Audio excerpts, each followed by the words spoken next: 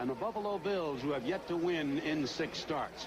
Obviously, a very important game for both teams, both coming off losses, and because of the fact that it's the tutor and the student going at each other today, Chuck Knox and Kay Stevenson. But even more importantly than that, Marv, there are several key factors in this game as far as the Bills are concerned. The first, of course, is the return of Joe Ferguson to the starting lineup. Absolutely. I'd say that is the primary key to this game. Joe coming off an injury with a tender ankle. I'm sure they're going to try and put a lot of rush on him.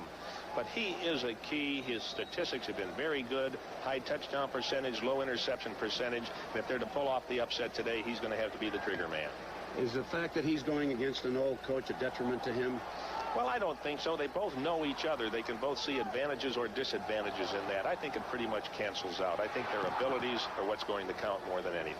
There's been a parade at left corner as far as the Bills are concerned, and today they'll be starting another one in Brian Carpenter. That's also a very key factor to you, isn't it? Yes, that's key number 2. If there are 3 of them, that's number 2, Rick. Brian Carpenter, who is a good cover man. I remember when he played in college, he was. And he has to go against the tough Steve Largent today. That'll be a tough one. All right, and we're just about ready for the start of today's game. The Buffalo Bills have won the toss and have elected to receive. Kicking off for Seattle will be Norm Johnson, and deep for Buffalo, number 21, Don Wilson, and Van Williams, number 23. And we're ready to go here at the Kingdom in Seattle.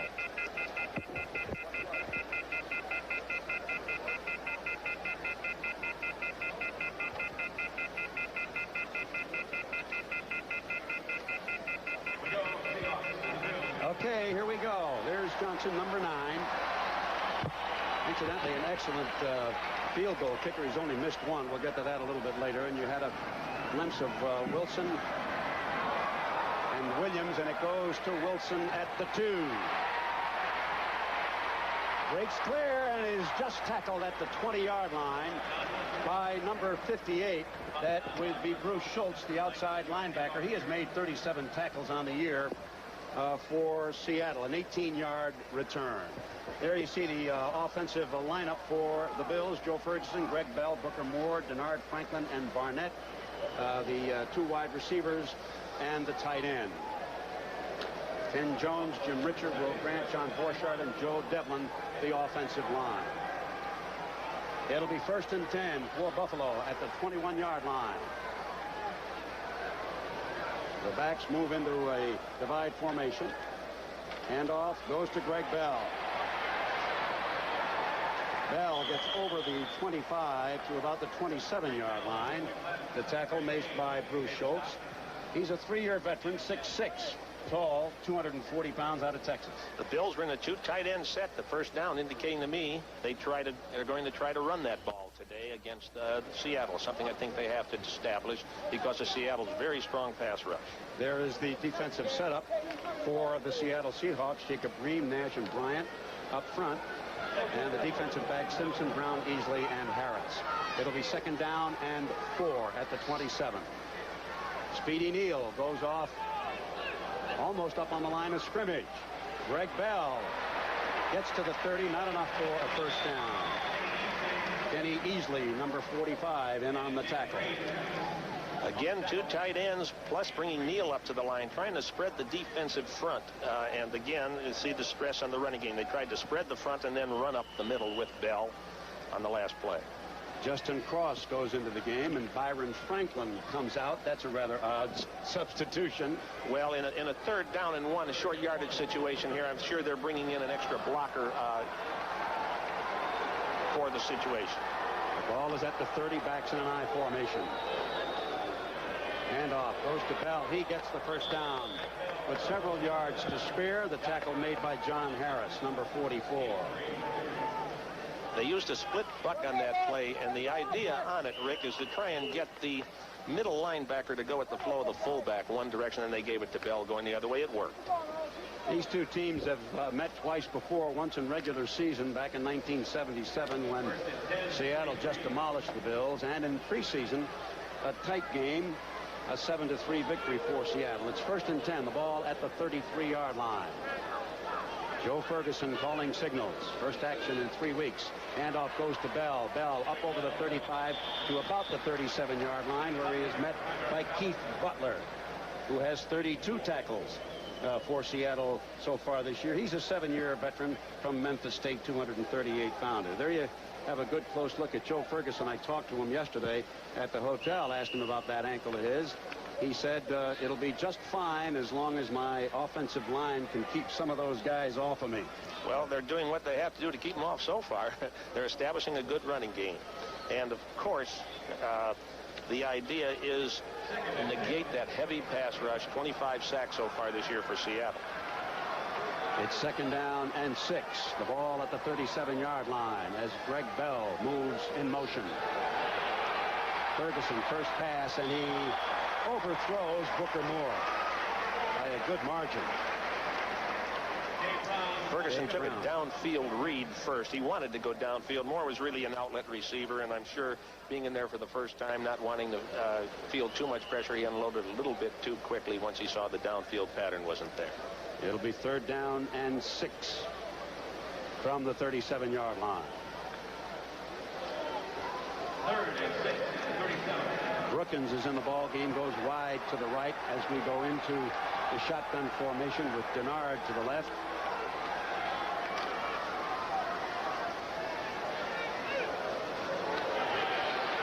Good rush. Ferguson going for Bell, and he gets it. The reception made at the 26-yard line. Seattle had 7 defensive backs in the game. 7 defensive backs. Here we see another look at it. Bell was in motion out of the shotgun and just sprinted down the sideline, figuring he'd get one-on-one coverage from a linebacker. There weren't any linebackers in the game, so Dave Brown was covering, and Bell outran him, made a very nice over-the-shoulder catch. One-on-one coverage, Brown against Bell. Bell won that matchup. Ferguson laid it in there beautifully. 37-yard lead. 1st down and 10. And a timeout on the field, and we'll be back in just a moment.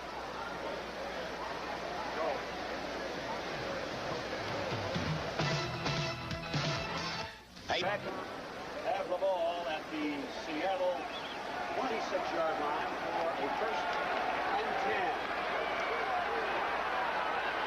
After a big 37-yard reception by Greg Bell. Ferguson hands it off to Bell, coming to the left side. Gets over the 25 and is shoved out of bounds by John Harris, number 44, as he got, well, just over the 24-yard line.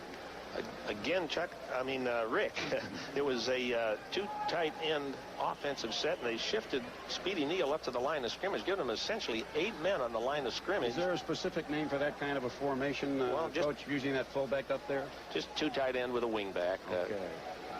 2nd down, 8 2-yard gain for Bell.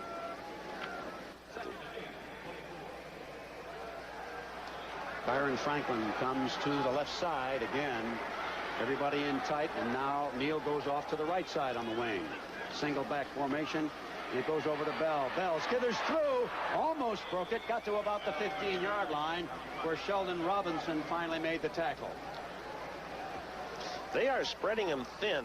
Here Bell takes the ball, that line spread out. It's just a run to daylight play. They come off the ball very well, clearing a good swath. Seattle is a little bit concerned with how to adjust to what's happening. This is a new look for the Bills. They have not shown it. Seattle certainly had no opportunity to prepare for it during the week. It's going to take some time for them to adjust, and you can bet those coaches got their pens going on the sideline. We're taking time out for a measurement to see if the Bills have picked up another 1st down. You just saw these statistics on Greg Bell so far. 76 rushes, 298 yards this season. The number 1 draft choice, of course, for Buffalo. And it's a 1st down for the Bills as they have the ball spotted at the 11-yard line. Preston Denard coming into the game. They're taking the tight end out right now. Mark Bramer has been in there as a 2nd tight end. I would anticipate they'd go to a 2 wide receiver set down here. They do. Both of them coming to the same side. No, now he goes way below. Franklin is going over to the right side. spread out too far, almost in a wing situation, too. Now he goes in motion, does Byron Franklin. Pass is incomplete. It bounced off. It made a nice shortstop pickup on the play. It was Preston Denard. Covering was Keith Simpson.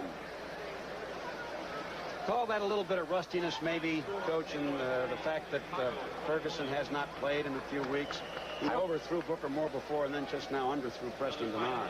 I would think so. It's a bit rusty. He has to get the feel of things. He threw a beautiful ball to Greg Bell at one time. It was a quick out pattern and took a quick arm movement on it, and maybe he hasn't done enough of it, or maybe he can't push off that foot. It's hard to tell. Just saw the numbers on Ferguson, who has had an excellent season until he injured that ankle 3 weeks ago. 2nd down and 10 from the 16. Bell looking for running room and doesn't get any. He is piled right up at the line of scrimmage. Now, that's strange, Rick. It was 2nd and 10, but Seattle was playing the run all the way. They brought their strong safety right up onto the line of scrimmage on the strong side, right where they were running. They guessed pretty well with them, and that's all it had to be was a guess. But 2nd and 10 to guess run is unusual. Coach Kay Stevenson. That's Milt Jackson standing next to him. It's 3rd down and 10 from the 16.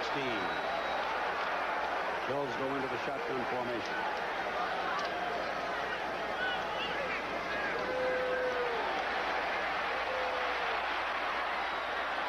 Threw that one away. Intended for Craig White, number 27. Looked a couple of places, Marv, but then decided he saw the 2 men down there in the end zone for Seattle defending. Craig White was down there, but he just threw that one away, did he not? Yes, he did. He threw it away. Once you get 3rd and 10 down there, you're in real trouble, because they had 7 defensive backs in the game at the time, and there was no place to throw it. He'd throw it away and go for the 3 points. That's the best bet he had there. All right, Joe Danello will attempt the field goal. Matt Coker will hold. They will spot the ball at the 23-yard line, making it a 33-yard attempt. The kick is up. The kick is no good.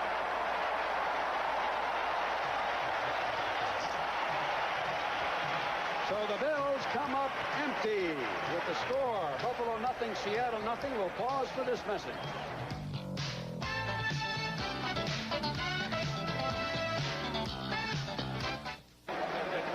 Seattle now takes over their first offensive possession. 1st and 10 at the 20-yard line. Dave Krieg calling signals for the Seahawks. Pitch out to Eric Lane. Lane is upended as he gets to the 25-yard line.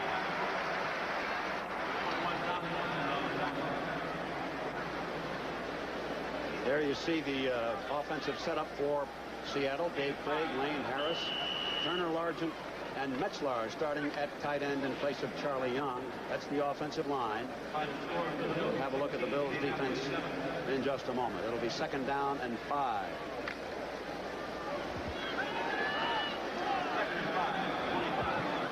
Largent comes wide to the right. 2 tight end setup. Mike Tice is the other tight end, along with Metzlar's in the game right now. And off goes to Franco Harris, and Harris gains maybe a yard, possibly 2 yards. Bills reading run all the way on that one, Mark.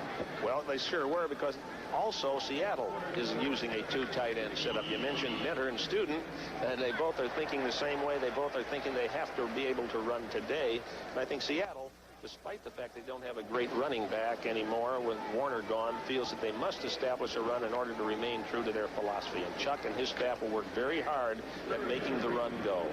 3rd down and 3. Darrell Turner comes wide to the outside as Seattle goes into its shotgun formation. And whistles all over the place as the 30-second clock ran out. Let's see if they're going to call a penalty on Seattle for that, for delay of game. The referee is Fred Wyatt. And they are not.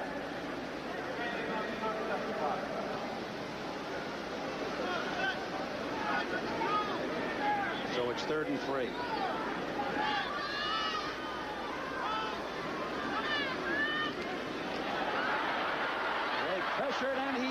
down by number 56, Darrell Talley.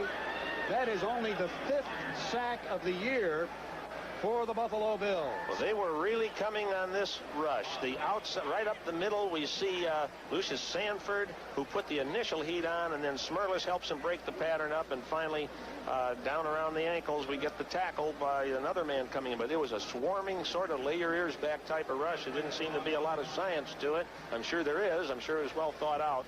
But it was aggressiveness which was stressed on that rush. That is Jeff West, the punter for Seattle.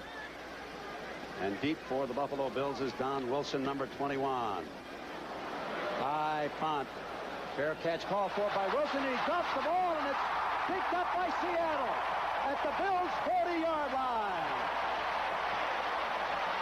It looked like he lost it in the lights. He really misjudged the punt badly. A very high punt that slithered to his own left. Kenny Kanawi. As we look at it again, just the way the punt return man would have seen it, the ball comes off to his right, gets the same color really as a lot of the people sitting in the stands, and he loses it, can't find it yet. They can't advance the ball. They'll bring it back to where he muffed it, but the ball goes to Seattle. A big break. Their special teams have continued to play well. Again, we see the ball go right off his left shoulder. Seattle's ball. So Seattle will take over with a 1st and 10 at their 48-yard line. You mentioned in a ball game we did before, Marv, about a punt returner or a kick returner drifting to the ball instead of planting himself and making sure he's going to be able to make that catch. Looked to me like Wilson was drifting there too. It did. Number one fundamental of fielding a punt is sprint to the spot, get camp, get a wide base. Now you can move one way or the other. The ball is the same color as the background of many of the fans, and he lost it. But if you drift over, even though you think it's an easy catch, if anything is a little bit different from what you thought it was, it becomes very difficult to adjust. So Seattle retains possession after the Bills showing some strength on defense, sacking Dave Krieg deep. Jeff West came up with a good punt, but Wilson muffed the fair catch. Kanawi recovered. Connie Kanawi, backup nose tackle, number 62 from Hawaii, and Seattle retains possession. The Seattle special teams have really been a factor for them this year, Rick, and they continue to do the job right now. 1st and 10, the ball at the 48-yard line for Seattle.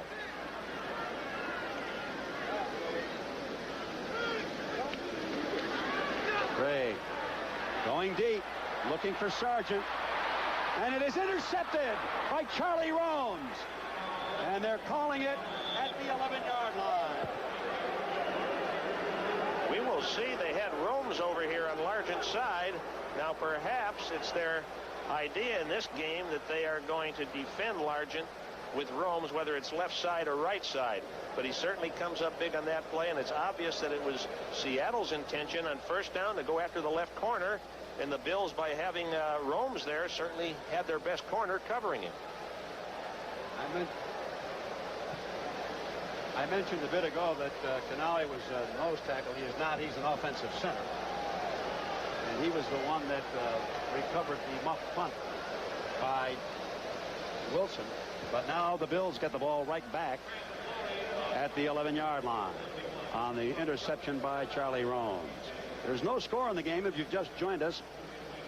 Buffalo nothing and Seattle nothing. Buffalo opened by driving to the 23-yard line before they were stopped on a 33-yard field goal attempt by Danilo, which was no good. Interesting reason why that was no good, Marv. Yes, I commented earlier on the Seahawks special teams, and their field goal rush has been very good. The rush that they put on very strong from the Bills' left side with Terry Taylor, number 20, spearheading the rush, caused Danilo to try and kick away from him a little bit, close down the area of the goalpost that he had to hit, and he did shank the ball or push the ball off to the right of the goalpost trying to get away from that rush. So the pressure of the Seahawks kicking game has come up with 2 big plays so far. The Bills came up with a sack, and I said that was only the 5th sack of the season for them as a team. Seattle has a ton of them. Several of their individual players have more than the whole Bills team. All right, 1st and 10. The ball is spotted at the 12-yard line. The Bills have a slot formation going and a single back. Craig White goes in motion. Handoff goes to Bell. Straight up the middle for a gain of a yard, maybe 2. Joe Nash, the nose tackle, making the tackle on the play. On that particular play, Rick, they had 2 tight ends again, as they have been, but they had also 2 wide receivers, both at the same side, leaving them only with the 1 running back. Speedy Neal was not in at that time. Craig White replaced him in the lineup for that down. Gain of 1 yard. 33 tackles for Joe Nash. He's one of the top tacklers on the team. That's unusual for a nose guard, isn't it? Remarkable for a nose guard. They don't make many tackles. They just clear the way for the linebackers to make them. Use up blockers. Same formation on the previous play, but this one goes to the other side, and Greg Bell dipsy-doodling his way close to the 20-yard line, where Greg Gaines, number 56, made the tackle. Again, of course, it was the 2 tight ends, and Bell the only back. Things spread rather thin again. Bell doing a very good job of picking up and cutting behind the block that was made there on Joe Nash, number 72, who was pursuing to the play. A very fine block, really, by the Buffalo center on the play. Will Grant. Will Grant, 53. That's right. He's got a fine block on the play. So it's 3rd down and 3. Double wing formation with a single back. The ball at the 19. And Greg Bell gets the call. He's trying to get the 1st down, and he's very close to it. Maybe a little shy. Harris, number 44, made the tackle along with Paul Moyer, number 21. They went to a pure power formation on the play, something usually used for yardage less than 3 to go. It doesn't mean that they didn't have a reason there, but usually before you bring in 2 tight ends and 2 wing backs, you've got less than 2 yards to go. Here you see the numbers on John Kidd, the rookie punter for Buffalo, and back to take the kick is Kenny Easley, number 45, as the Bills fail to get the 1st down. And it's blocked by number 50, Fred Young.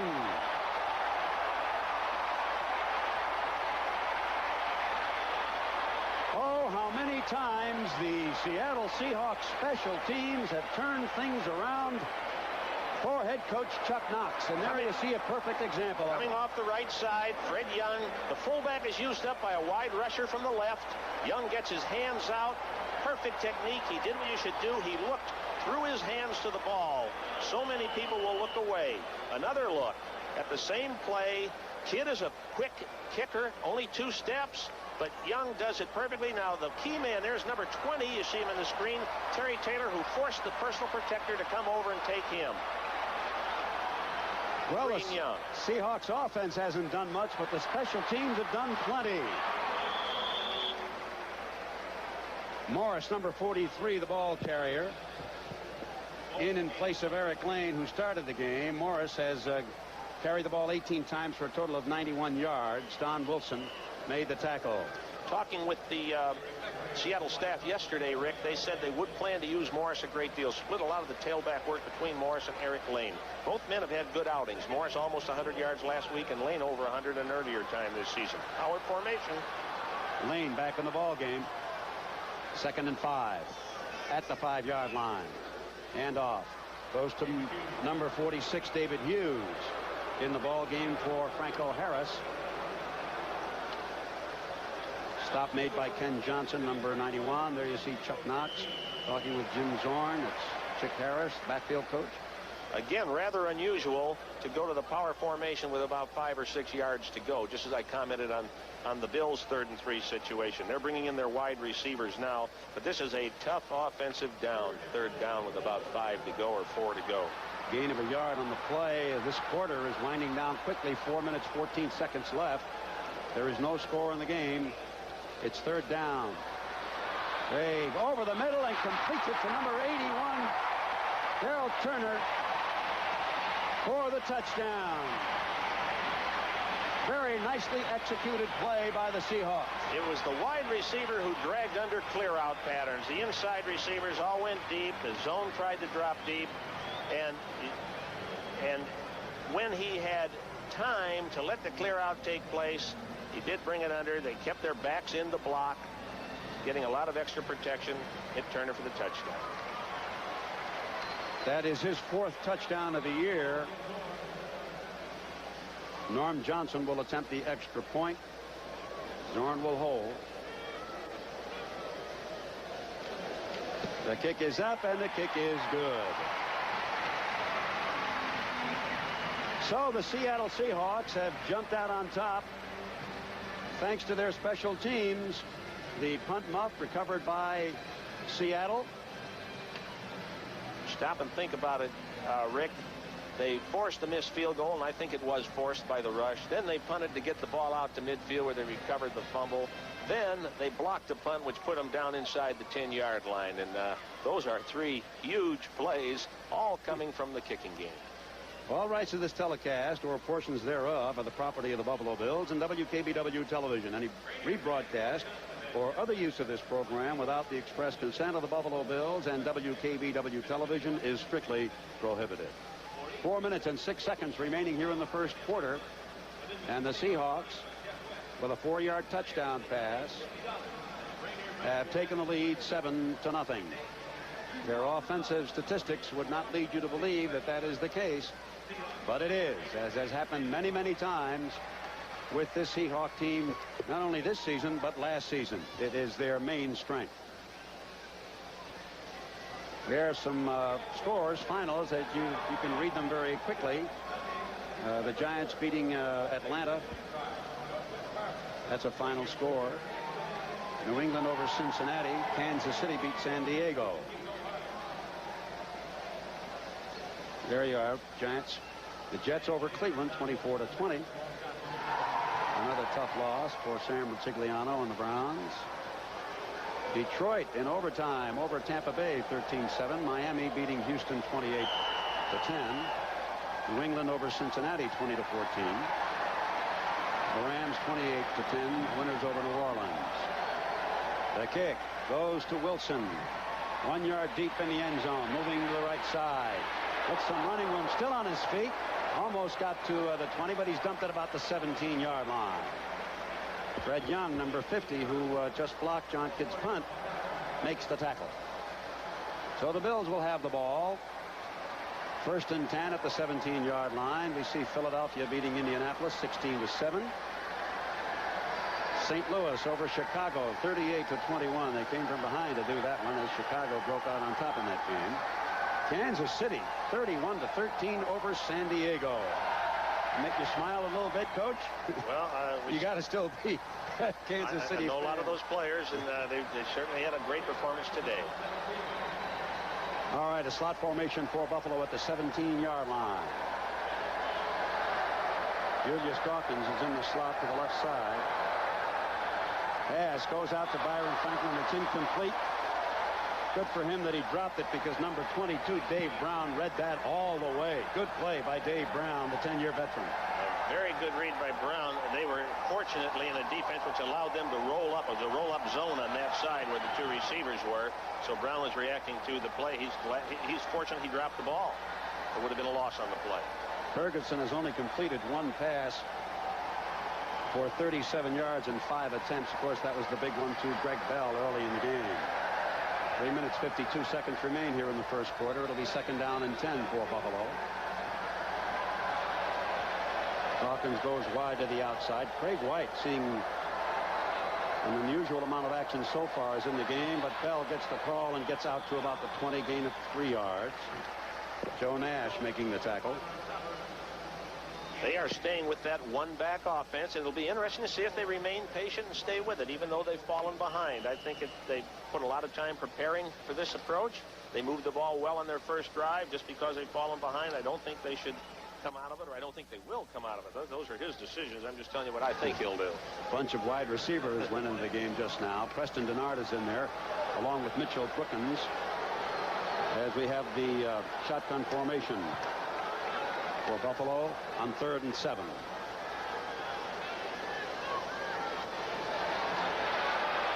Ferguson again. He's looking for Denard, and it's overthrown. Coverage there by Dave Brown. Again, they worked on Dave Brown just as they had before on the long pass they hit. The Seahawks brought 7 defensive linemen in, 7 defensive backs in again in the game in that passing situation.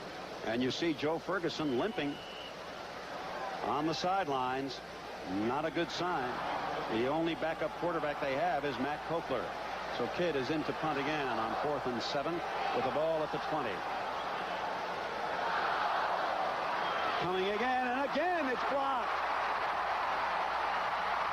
Taken by Fred Young, and Young is brought down at the 9-yard line. That, I believe, was Terry Taylor from the outside. He came from the outside right. Here we see a man coming untouched from the right outside. There's some question, and somebody's saying it's Byron Walker, and whatever. Fred Young is the one who caught the ball, and he was the guy who blocked Kidd's first punt. Yes. So Kidd hasn't gotten the chance to get the ball airborne. They really worked hard to seal the inside. It was, you're right, it was Walker, number 89. Taylor again using up the fullback. And it's 1st and goal for the Seahawks inside the 10-yard line. The special teams dominating this game for Seattle so far. Pitch out. Goes to Morris. Morris barely gets back to the line of scrimmage. May have lost a yard. I'll tell you, Rick, in a situation like this, too, it is very difficult to make the necessary adjustment in your blocking patterns. You spent an entire week having your players memorize what you think the anticipated rush is going to be, and you can try and make those adjustments, but in the process of doing it, you better be sure a lot of players get it without having had any chance to practice it, because if one of them doesn't, you're going to get it blocked for a different reason. Once you get that pressure on, it is really on blocking punts. Loss of a yard. It's 2nd and goal from the 10. Turner is wide to the outside. Sargent is in the slot formation. Krieg goes to throw. He's looking for Turner, and he has it for the touchdown. They say yes, no. No. Official said he was out of bounds. Very close. They went to work on Brian Carpenter then. Carpenter is covering Turner. They realize that now that Romes is over there on Largent. They'll probably try to go to work a little bit and test him out. Let's take a look. Was Turner in or was he out? He's up. He was out. He was out. The crowd doesn't like it, but he had 1 foot in and he long strided then with his other one. His left foot comes down in, but then he long strides out with the right. It was a perfect call. In fact, it really wasn't a difficult call. Good call by the official. 3rd and goal. The ball still at the 10-yard line. Krieg to throw again. He's looking for Largent, and Largent has it this time. It's a touchdown. What a beautiful move by Largent. Largent, when the ball was already airborne, he took an inside move. Romes, of course, guarding a man-to-man, has to look at where Largent is going, and then Largent came back out. That comes only from experience. The ball is airborne, and you'd think now that the receiver would go for the ball, but Largent saw it was a soft pass, takes an inside move. You see him coming out of it, and the ball is laid in perfectly at the back of the end zone. Beyond that, does he get that 2nd foot down? Just got that toe in, didn't he? I'm not sure. I'm not sure whether he did or not. The officials call it a touchdown. That's what counts. All of this done by special teams. The kick by Norm Johnson is good, and the Seahawks have taken a 14-0 lead. How many times the special teams are totally ignored by people who scout games and things like that, and they say, well, this wide receiver and that runner or this defensive back or this nose tackle. And today is an excellent demonstration of just how important special teams are to winning and or losing a football game. Well, Rick, I've preached this gospel, I guess, over and over and over, and people say yes, but they don't really listen or believe you. The kicking game is 1/3 in importance of the game. It is absolutely equal in importance to offense and equal in importance to defense. You have to play well in all 3 areas to be a championship level team. Kicking is 1/3 of the game, and and I think a lot of good teams do, give it 1/3 of your practice time. Right. There is Norm Johnson, who will kick off with 2 minutes left here in the first quarter, with Seattle leading 14-0. Van Williams and Don Wilson deep for the Bills. 9 yards, 3 plays. Took them 55 seconds to do it. Their scoring drives have not been lengthy. They finished in the right place, however. That's right, in the end zone.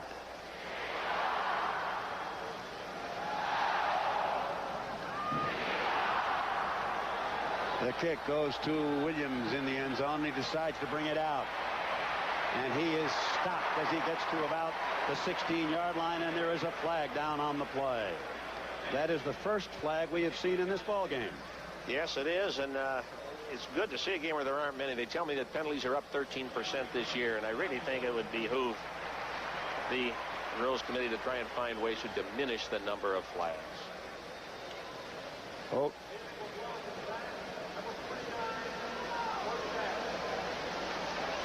There you see Coach Kay Stevenson hovering and talking with Greg Bell and Joe Ferguson and Booker Moore.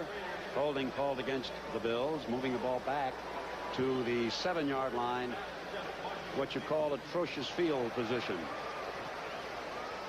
It seems to happen after a score. You really are at a disadvantage in terms of the penalty when you're returning kicks now because of the rule to block above the waist. It leads you to holding, to blocking from behind, and other types of actions which cause penalties, make you start in a deep hole. Backs in an I formation. Buster Barnett goes in motion. Handoff goes to Greg Bell. Puts his head down and crosses the 10-11, and a fumble on the play. And Seattle has recovered. Do you believe it? Number 58, Bruce Schultz, has come up with the football. Things go wrong. They really begin to mushroom on you. The second man in on the tackle. Let's get a look at who it is. I couldn't see it first. Puts his helmet right on the football. There you see it. Popped, I think it was either John Harris or Keith Butler. Keith Butler, number 53. Were simultaneous almost in it. It was a tough tackle. One of them hit him low around the thigh pads. The other one stuck his head right into the football. Let's see if we can detect it here. No, we really couldn't from that angle. But Schultz comes up with the fumble recovery, giving the Seahawks the ball at the 11-yard line, 1st and 10. Backs in I formation. Dave Krieg calling signals. The pitch out goes to Morris. And Morris keeps his feet and gets down to about, well, let's see where they're going to spot it. They're going to spot it near the 1 yard. Nope, they're going to bring it back a little bit. Yeah, he was to the hit. 5-yard line. He was hit, knocked off balance, stumbled a few steps after being hit, and then went down. The people thought that he'd gone down without being hit, but that's not the case. If the hit causes him to go down, which it did there, even though he went 3 or 4 yards further on, he cannot get up and run again. People are booing, but I don't think that most of those booing are aware of the rule. All right, they're going to put it at the 7-yard line, where it'll be 2nd down and 5. Randall Morris and Franco Harris, the running backs. Tight formation, Largent rather, Steve Largent wide to the right. Morris gets the pitch out, and he is stopped by number 55, Jim Haslett, on a good play. So the Bills defense actually has been playing pretty tough football. It was my thought exactly, Rick. I was about to say it, and you beat me to it. They've been playing well. They're tough against the run. They put on heat, particularly when they had some kind of field position. They've been stopping the run here in scoring territory. The first time they tried to play a zone to keep that end zone covered pretty well, got hit underneath with a pattern. Next series, they went man-to-man, and, of course, they went to Turner once it was out of the end zone, then Largent on a man-to-man in. It's pretty tough to try and play defense when the other team's starting their drives 10 yards away from the goal line. It's 3rd down. The ball at the 8-yard line. Again, a heavy rush put on by Buffalo as they chase Krieg, and he just throws it away. Saw a shot of Bob Kreider, number 78, a bit ago. He's the starting right tackle because Steve August was traded to Pittsburgh this week. He's an 8-year veteran, August is, out of Tulsa. Kreider, of course, is a 7-year veteran out of Alabama. But I don't know. Do you think that'll make a difference, or does it make a difference on this team? Well, talking with some of the Seahawks coaches before the game today, they felt that they needed a bigger, stronger man in at that right tackle position than August. And Kreider's about a 278-pounder. They go against some great defensive ends in their division. Art Still at Kansas City for one. Howie Long with the Raiders. So they needed a bigger, stronger man. All right, Johnson will attempt a field goal. The ball will be spotted at the 16-yard line, making it a 26-yard attempt. He's only missed one this year. And he doesn't miss that one. The only one he missed was a 53-yarder. He is 10 out of 11 so far. Excellent field goal kicking. And again, part of the special teams by Norm Johnson. And that gives Seattle a 17-0 lead. Well, I'll tell you, as fine a kicker as he is, you can kick better on artificial turf. Plus, he's a great kickoff man. That's the end of the first quarter. The score, Seattle 17, Buffalo nothing.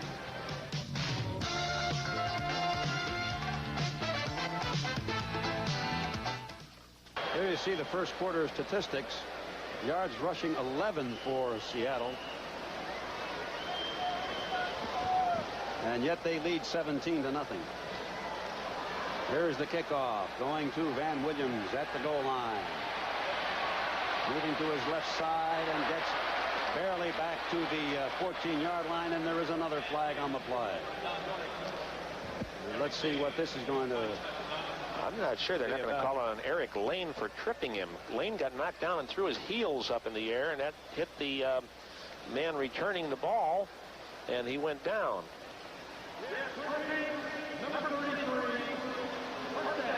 It was Dornink rather than Lane, but that was the reason. It really wasn't his fault. He got knocked down. His feet went up in the air. I happened to be watching. He was the first man downfield, doing a great job of coverage, really.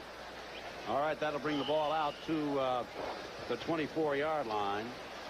Here we see him on his back, and his feet go up in the air.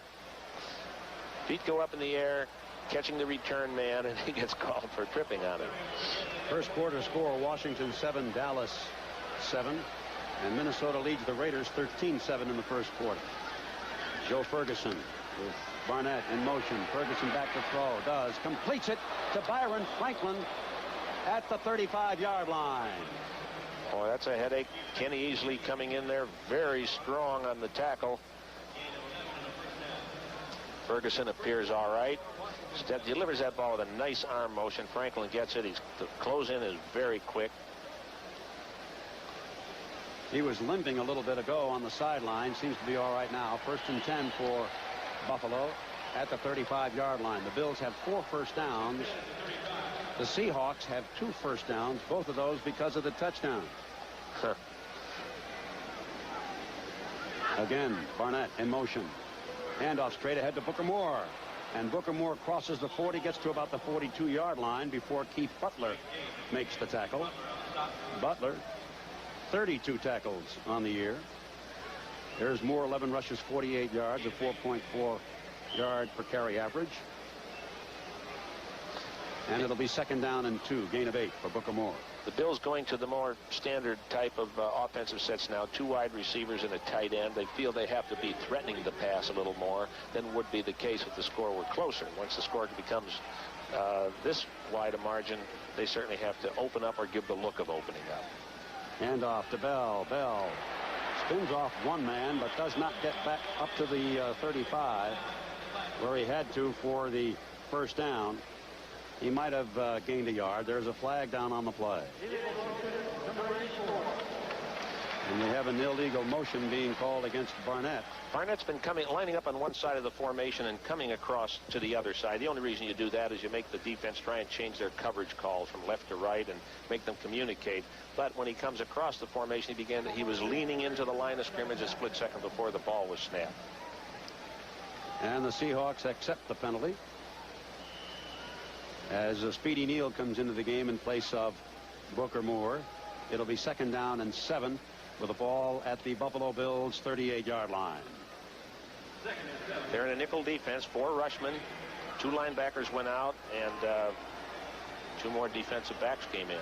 Terry Taylor and Terry Jackson. Denard is wide to the left, and it's Franklin wide to the right, and again Barnett goes in motion, then comes back. The rush complete to Speedy Neal, and Neal gets out to the 45, possibly the 46-yard line. Should be enough for the first down. Neal did a very good job of being aware of the first down marker on that play. He catches it short of the first down, and wheels immediately, heading upfield. Tackler's closing in. He lowers his head, strains, and picks up the necessary yardage by a small margin. Gaines made the tackle. It'll be first down and 10. 5 first downs now for the Bills. The ball at the 46-yard line. As Franklin comes wide right and Bernard is to the left. Barnett in the wing position comes in motion and goes back. And off to Neal straight ahead. Neal over the 50. Gets to the 45-yard line.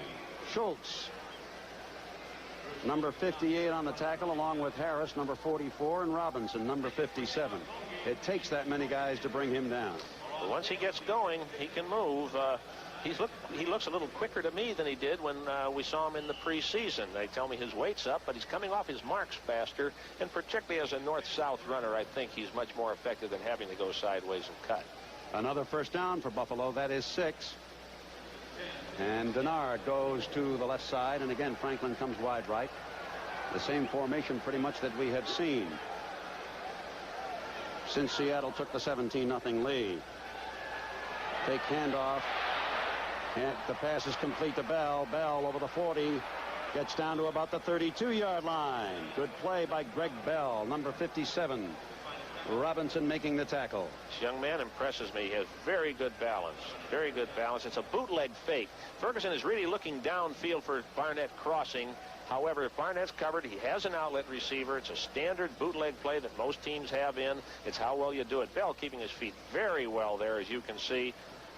Takes a real blow to knock him over. Here we get the same play from a different look. You see, they fake to Bell. Bell really has blocking pickup if there's a blitz. There is no blitz. He checks down and then is able to get away from Butler, from Kenny easily. Right. 2 strong tackling.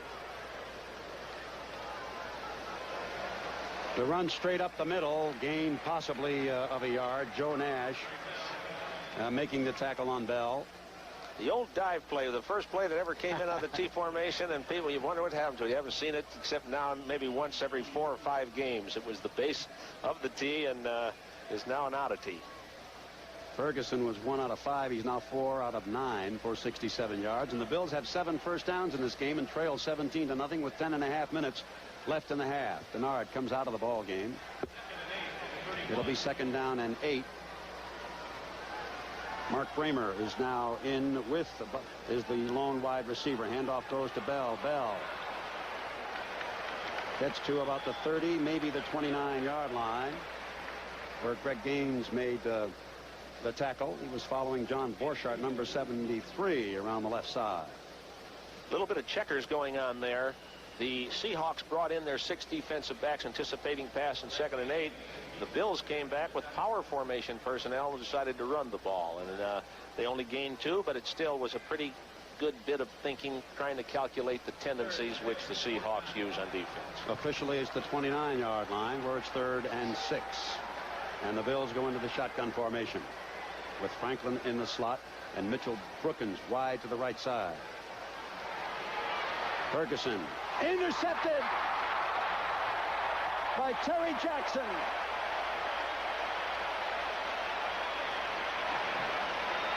And another turnover for Seattle. Now, this is tough to figure. If that, I don't know if Franklin was supposed to continue breaking out. If he reads zone, he sits down. If it's man-to-man, he should keep breaking out. Ferguson leads him out there. No one's going to know whether Franklin should have gone out there or Ferguson overled him, but the result is the same. It's an interception. That is Ferguson's 3rd interception of the year. And Seattle has the ball back as the Bills had driven smartly on this last drive, but they, as a matter of fact, they've done that twice so far in this game, but they have come up with nothing. There's timeout on the field. The score, Seattle 17, the Bills nothing for the Seahawks.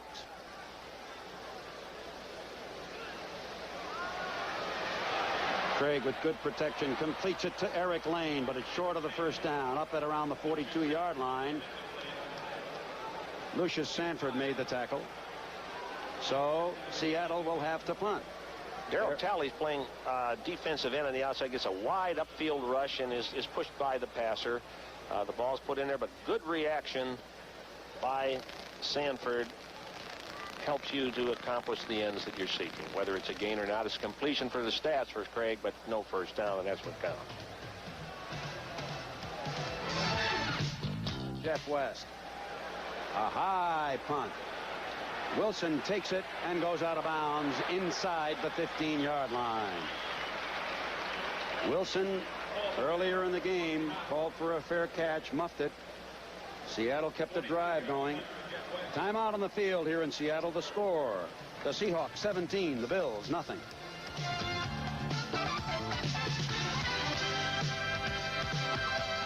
I don't think the ball is at the 15-yard line, and as we were away, Marv Levy said they're playing Krieg White a lot. Why do you think that is? Well, I really don't know the reason why they might. They are using a lot of two-receiver. Franklin isn't playing quite as much as he has in the past. They probably want to get a look at this young man. He's probably done well in practice. They say, let's get him in the ball game and look at him. Well, he's in the ball game right now. He's in the slot formation to the right. And he goes in motion. Handoff goes to Bell. Bell sweeping around the right side. A flag is down. And Marv Levy is waving his hands. As he had stated earlier, he would hope that those flags would stop flying as much. Personal foul, a clipping being called against the Bills. Well, when I waved my hands, I thought it was a holding penalty, which you could call in any down. You put somebody in the hole. But if it was a wide receiver who came in from the outside and blocked below the waist, that's a penalty. That's one where you deserve a flag, if that's what occurred. We have a report that Ben Williams has a bruised shoulder. However, he should return to the game.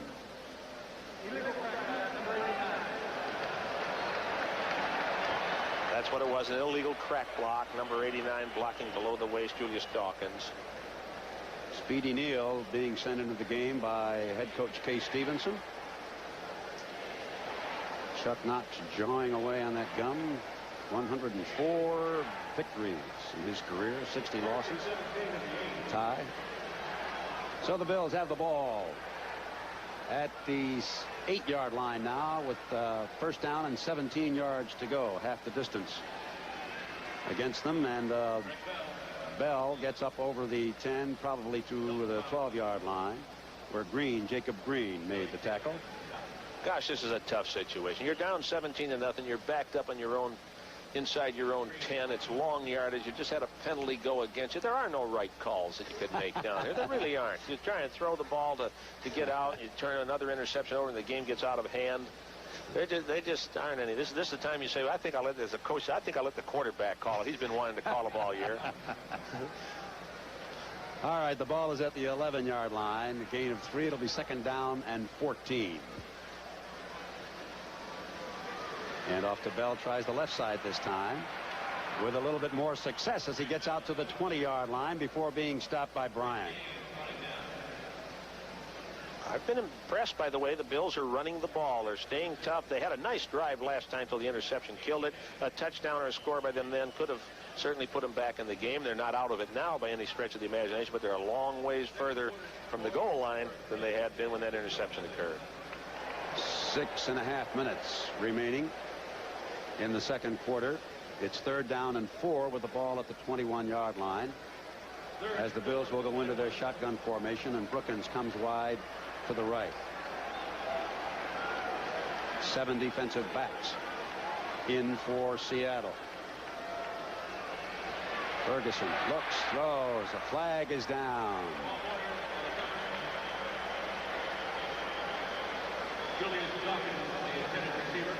Ferguson gets dumped.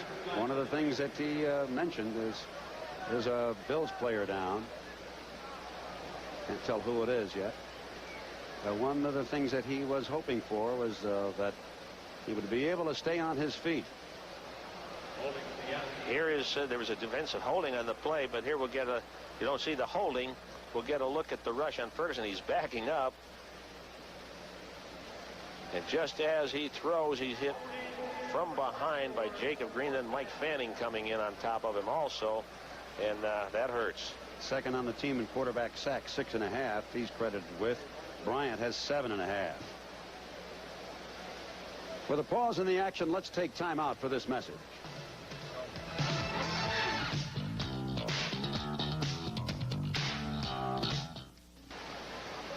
Rick Azar with Marv Levy back at the Kingdome in Seattle. We're going to have a look at Jacob Green on the rush, and that's Joe Devlin that he got by. And Joe Devlin was the injured player.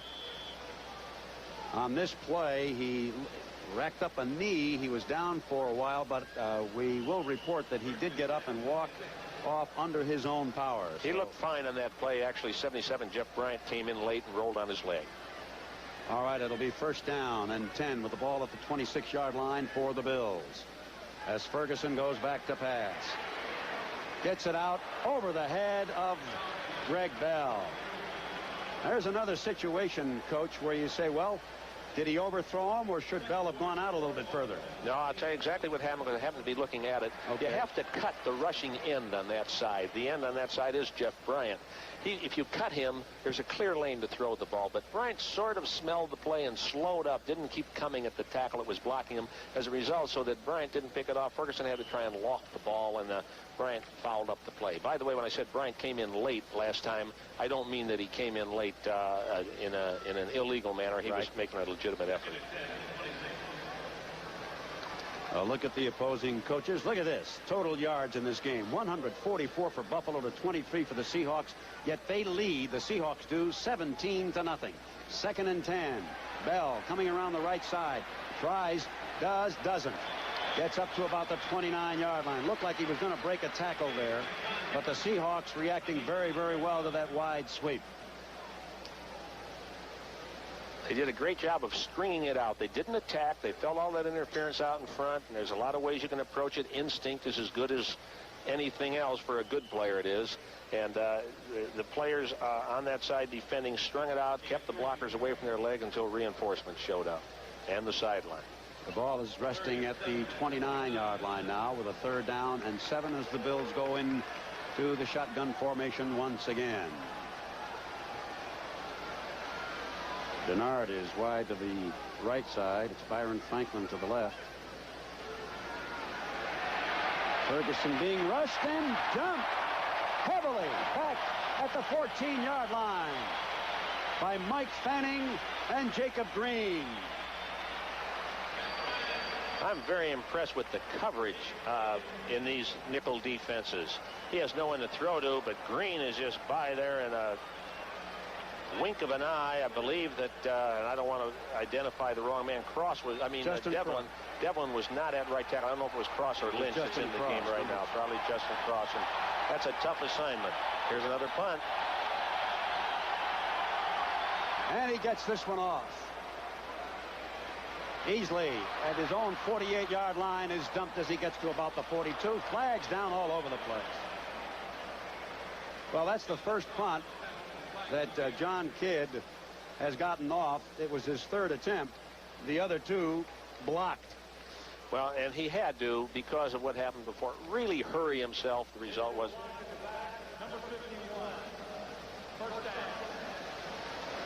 penalty on the return, as you see. But Kidd had to hurry his punt so much that it really wasn't as good a punt as he could get.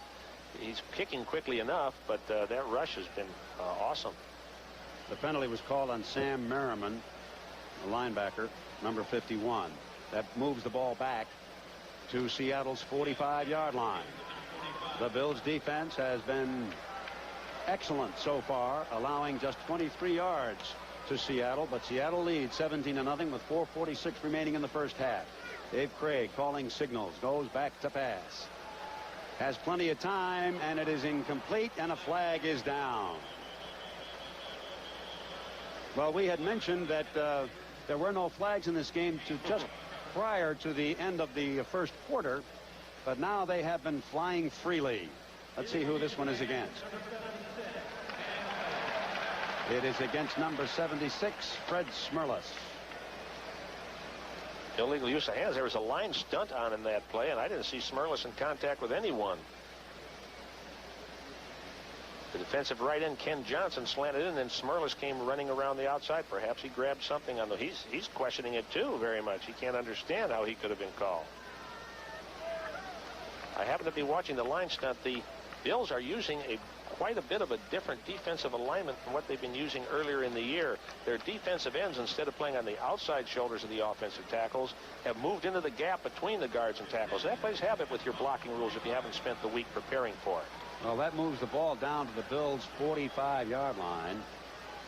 And the Seattle Seahawks have a 1st and 10. Krieg to pass again. Swings it out to Morris. And he is dumped as he crosses the line of scrimmage, gets to about the 42-yard line. The Bills in a zone reacted very well once the ball was airborne. They squared off well and reacted well to the throw. I think they're playing very good defense today, and I certainly know that they've been stung a little bit with some criticism, and I think that they're rising up and playing with a tremendous amount of effort. It's unfortunate they've had to start so many of their defensive stands so deep in their own territory. Randall Morris, 6-footer, 183 pounds, a 10th round draft choice for Seattle, seeing a lot of action today. Wing formation for Seattle on 2nd and 7. And Fred Smerlas grabbed the ball. He started to run with it, but whistles are blowing, stopping the play. Either an offensive lineman moved or the penalties on Smerlas. He's doing a great job of acting if one of their people didn't move first. Number 76. Encroachment called against Fred Smerlas.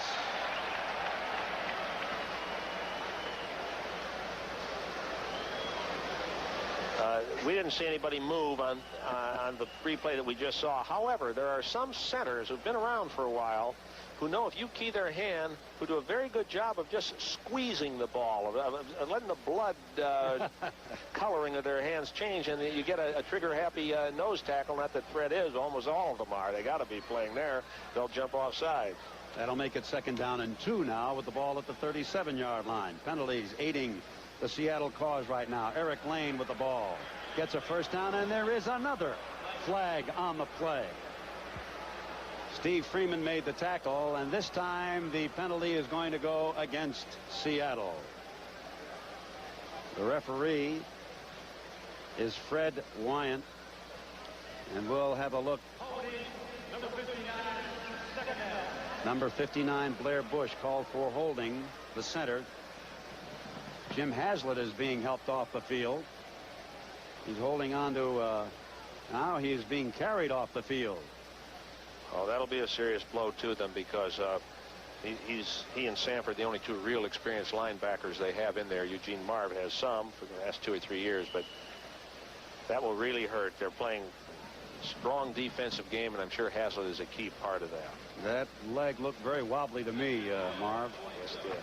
Dr. Weiss taking a look at it. Haslett, of course, a 6-year veteran. It'll be 2nd down and 12 now for Seattle. The ball is back to the 47-yard line. Krieg to pass. Smerlas is after him. Throws it cross field and completes it to Eric Lane. That's a very dangerous pass to throw, isn't it, Coach? Absolutely. To throw that thing back in there, he defied the percentages with Lane catching that ball. He was running the other way, running against the grain. You can get no steam on that type of pass. They completed it, but they're still 3rd and 5. He would have been better off being 3rd and 7 without that risk, in my opinion. We talked about the penalties. Most of them have come in this 2nd quarter. Buffalo has been penalized 5 times for 34 yards. There's Eric Lane making the reception on the play. Seattle 4 times for 35 yards. They have a 3rd and 5 at the Bills' 40-yard line coming out of the shotgun formation. And the blitz is on. And they get him back at the 49-yard line. Fumble. And there's a fumble on the play. And that's Lucius Sanford with the ball. I don't see a flag down. And I don't hear any whistles. That's going to be a touchdown for Buffalo.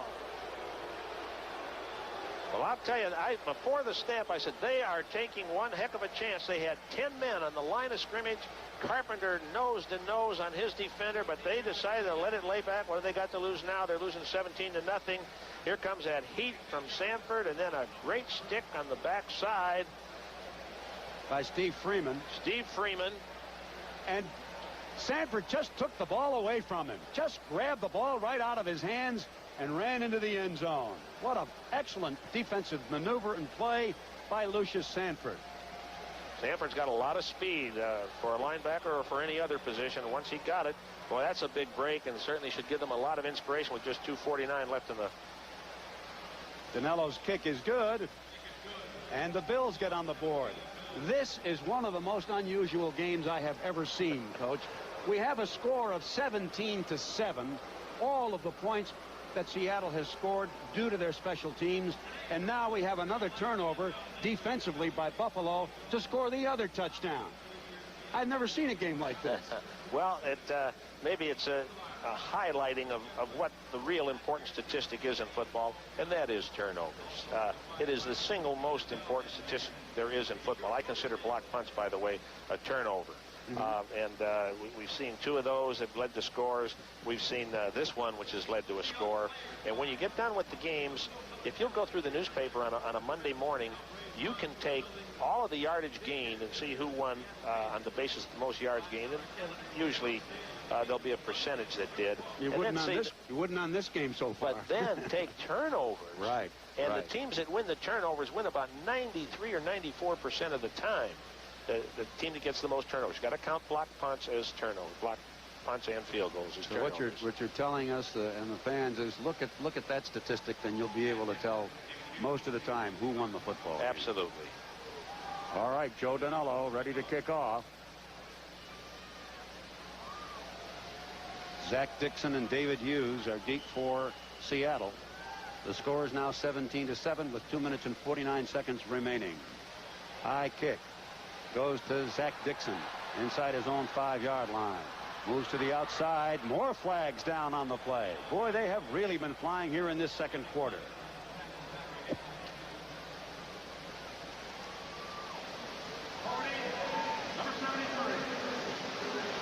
Holding is called against Seattle. I think it was on Dino Mangero. That's who. Dino's on the wedge for the first time for the Seahawks. Somebody they picked up on waivers from Kansas City. He's a very good man on the wedge. When I coached at Kansas City, Dino was on the wedge and was one of our best blockers there. But he got called there in a rules infraction. I didn't teach him that, by the way. He must have learned it since he left. Incidentally, we have a report on Joe Devlin. He has a bruised knee. He should return to the game, so that's good news. We do not have a report yet on Haslett, who was helped off the field. By the way, that fumble was caused by blitz from Freeman, which has to be a safety blitz. Has to be a safety blitz on the play, and that's a big one. They took a big chance. The ball is at the 9-yard line. Handoff comes to Morris. Morris crosses the 10, gets to about the 12-yard line, where he is stopped, and Seattle will now have a second down and 7-odd yards to go. They'll probably run it down to the 2-minute warning here. It'd be my guess. There's only 2:18 now. They just started to form their huddle. They appear to be in no hurry. Yes, they are. Chris Keating has replaced Haslett in the lineup for Buffalo at left inside linebacker. They're attempting to get this play off. 3 seconds, 2 seconds, 1 second. They do not get the play off. You were right. I would have been surprised. I would have been very surprised if they hurried a play in before the 2-minute warning with a 2nd and 7 with such bad field position, thereby allowing an extra opportunity for the Bills to get back in the game. The 2-minute warning with us to score. Seattle 17, Buffalo 7.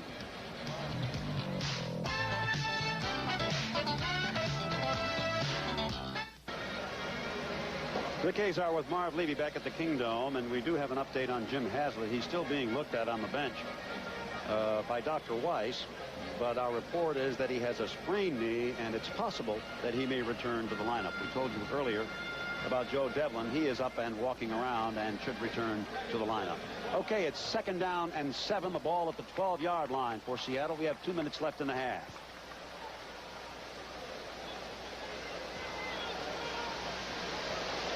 Krieg, handoff to Eric Lane. Pile up on the right side.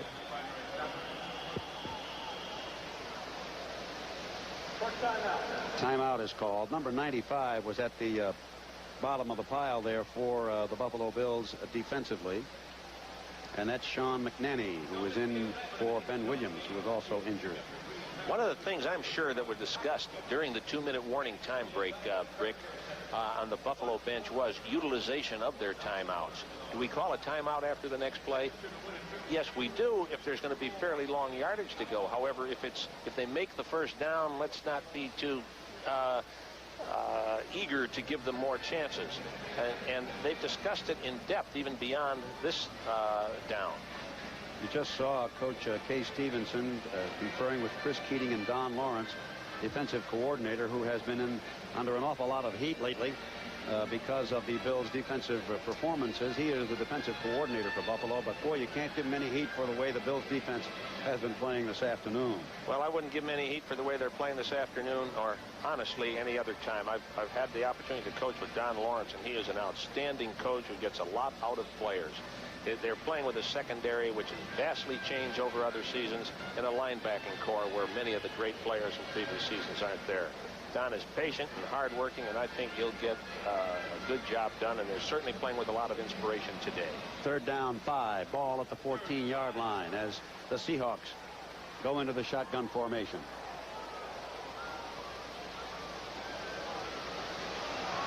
Krieg with some time, throws, and it is dropped by Turner. Turner was all alone, made a good move to get open, and then just dropped the ball. Yes, he did. That's one of the things you like to find out about a young receiver, how well he catches in the middle. Anyone can drop the ball at any time, no question about that. But it's much, much tougher to catch the ball in there. Boyd Dollar, the former Green Bay star, used to say, when you go into the middle, you might as well catch the ball. You're going to get hit whether you catch it or not. You might as well catch it. Hey, Coach, 1 minute and 48 seconds left as we take a look at Jeff West. 2 punts, 35.5-yard average so far with the score 17-7. He gets off a booming punt. Driving Wilson all the way back, and he muffs this one, but he picks it up and still on his feet. Now he's got a clear field, only one man to beat, and that's West. Cuts it inside, and he's going to go all the way for a touchdown. Amazing. He misjudged the punt again. Got a good bounce. This time it came right back up to him.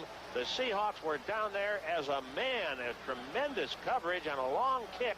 One of the difficulties with a long kick is the ability to return it, that you allow to return it, I should say. He picks it. Look at all the Seahawks in the area, all falling over each other in their eagerness and effort. And he's gone. A big break, but this is a new game completely. Made a good move right here, I thought, to get away from West, and went in. A 65-yard touchdown return for Don Wilson. And just like that, this game, which was 17-0, is now 17-14 as Danilo converts the extra point.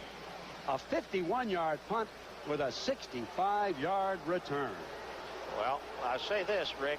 Even though they did not score with their offense, they scored on a fumble return and a punt return. I think that Buffalo's ability to stay patient made a heck of a difference. Didn't let them throw the game away in desperation. They didn't panic in a situation that would have been very easy to panic in. Seattle's been doing it that way. Why not the Bills do it the same way? Well, that's right.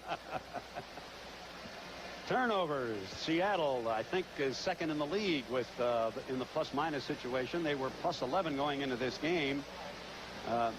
There you see Chuck Knox and Kay Stevenson once again, with the battle of wits going on between the mentor and the student.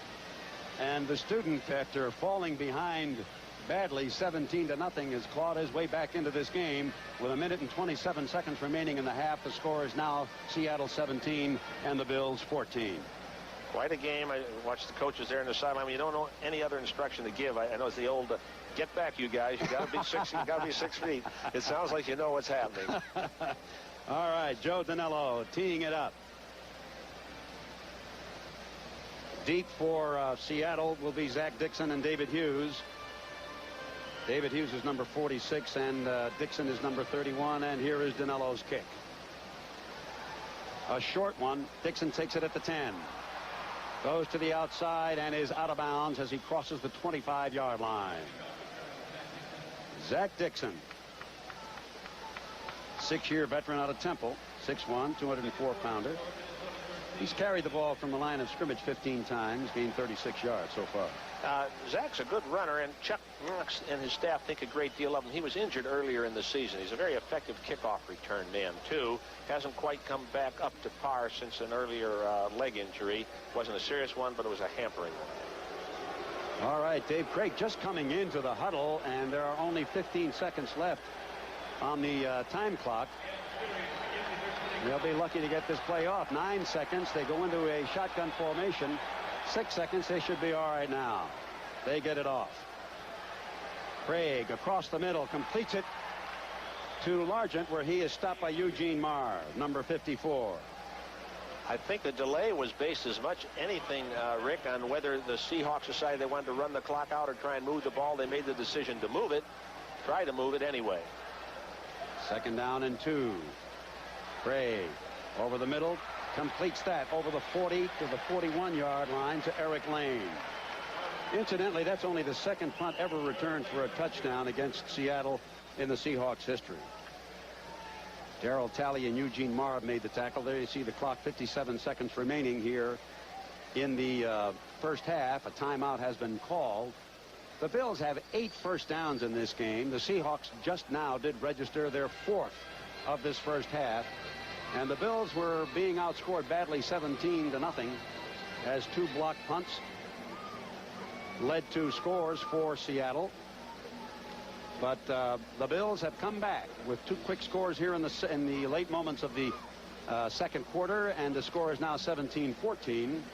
And as we told you, just 57 seconds remaining. The Seahawks with 1 timeout left. The Bills still have 2. There is a shot of Don Lawrence, the man that we talked about just a moment ago, Coach, as being under a lot of heat, especially this past week. This is a tough situation in which to call defenses right now. I'm talking about the particular tactical situation. About a minute left to go in the half. You've got to play a looser defense. It means they can pick you for some short gains. What you're hoping for is that there's a deflection, that the ball goes up in the air, that there's a missed read, and you get an interception. You're not really thinking you're going to stop the team unless the guy just throws the ball badly all the time. But in the while these events are transpiring, they're moving closer to at least field goal position. This is one of these bend but don't break situations. Yeah, that's what it amounts to. People get criticized because you're using prevent, but I still think it's the right defense to use. You may get the interception and get the chance yourself. Shotgun formation all the way for Seattle now. They have a first down again. Krieg gets it off. Has a man wide open. That's Dan Dorning, number 33, the running back. 7-year veteran out of Washington State. Charlie Romes made the stop. Seahawks have been bringing Dorning in primarily in their shotgun formation. He's a good pass blocker and a good receiver out of the backfield, and he is a no-mistakes man, and those are very important types of players to have. They're the type of players Chuck Knox likes, the type Don Shula likes, the type everybody likes, I guess, but they'll give up something in terms of speed or elusiveness for a player who is like that. Play took only 7 seconds. 50 seconds remain. Another first down for Seattle. Steve Largent goes into the slot formation on the right side. I think I see a blitz coming, or a fake blitz. Here it comes. Blitz. And they get to him. Fred Smerlis gets to Dave Krieg back at the 49-yard line, make it the 44-yard line of Seattle.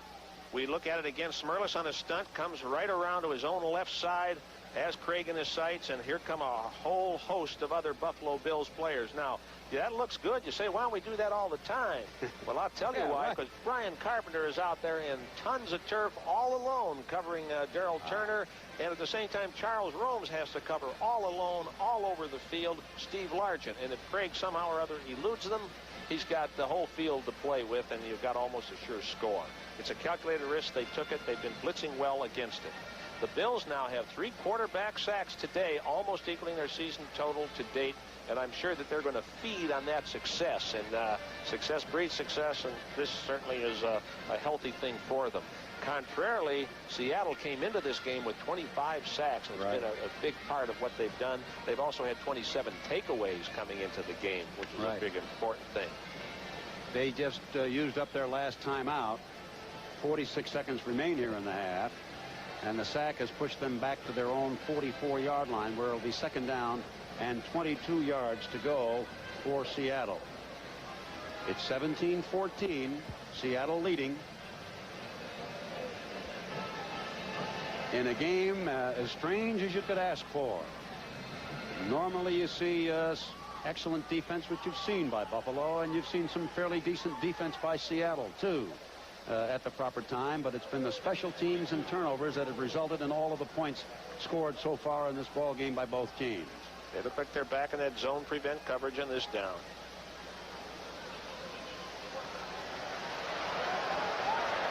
The long bomb is incomplete. Another excellent move by Turner there, where it looks as though they're going to turn them inside, as you mentioned before, on the excellent move by Steve Largent to score the touchdown. Turner looked like he was trying to do the same thing, did do it, but the coverage was excellent all the way. Rod Bush was out there on him, which it was tough coverage. He ran pretty well with Turner on the play. That's a tough one to complete, but if you complete it, the dividends are pretty good. Third down and 22 yards to go with 40 seconds remaining now in the first half. This game had been speeding along as both teams trying to establish the run, especially in the first quarter, now has lengthened out quite a bit as both clubs have gone to the air, especially Seattle here in the closing minutes. It's third and 22. Wouldn't be surprised if they run, try and get the clock down with that much yardage to go. No, they're going to throw it. Over the middle, and it's tipped away. Largent made a good move, and it was tipped away beautifully by Eugene Marv. Good play by the inside linebacker, and that'll bring up a fourth down, and the punting team for Seattle comes out onto the field. 35 seconds remaining. This is the ideal situation now to try and rush a punt. The only thing you fear is running into the punter every time you rush him, but you don't figure you're going to march 80 yards in the time remaining, but a block kick can put you in good scoring position. West has 3 punts for an average of 40 yards a kick, and he gets another high one, and a fair catch called for by Wilson, and he makes it this time. He muffed 2. One of them caused a score by Seattle. The other one he muffed, picked up, and ran 65 yards for a touchdown. 41-yard punt for Jeff West. And the Bills will put the ball in play with 27 seconds remaining back at their own 15-yard line. Washington at the half leads Dallas 17-7.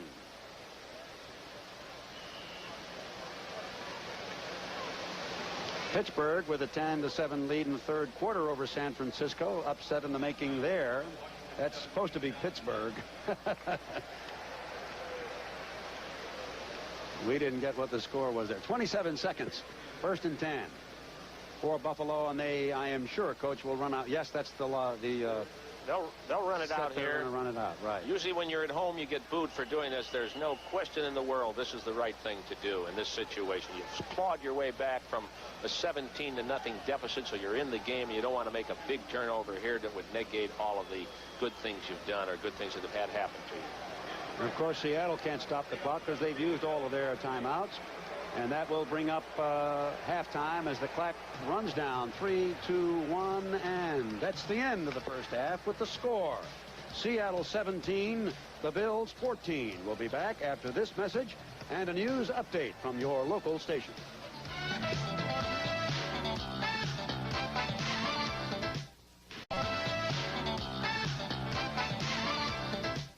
You're looking at halftime, second half kickoff. At the Kingdome in Seattle, the Bills looking for their first win of the year. They're 0-6. Seattle coming off a loss to the Raiders last week are 4-2. Well, if the Bills can continue to play defense anywhere near the way they've played it during the first half, they should be able to pull the game out. All right, here is the kick by Danilo. Into the corner to Zach Dixon. Takes it at the 1. Moves to the outside. Lots of running room out there. Turns the corner. Being chased by Brian Carpenter, and Carpenter knocks him out of bounds as he gets to the 36-yard line. Excellent run back by Zach Dixon. And you called it earlier. That's why they like this man, and that's why he's on this team. Absolutely. He broke the scheme. The blocking pattern is all up here on his own right side as he comes upfield. But it's clogged up. He bounces away, and Brian Carpenter came a long ways, not in the picture now, but he came a long way across field, showing very good speed to bring Dixon down. Also, Rob Riddick was closing in had he been able to evade. All right, the ball is at the 36-yard line of Seattle. It's first down and 10. Dave Krieg, the quarterback. He's gone all the way there. Franco Harris is the lone back behind him. Long count. And Harris gets the ball. Cuts back to the left side. Gains a couple of yards. Lucius Sanford in on the tackle. Seahawks showing a formation they did not show in the first half. It is 4 receivers at the line of scrimmage, 1 back in the backfield. Franco Harris. The Bills still playing that strong safety up there, strong, close to the line, trying to stop the running game.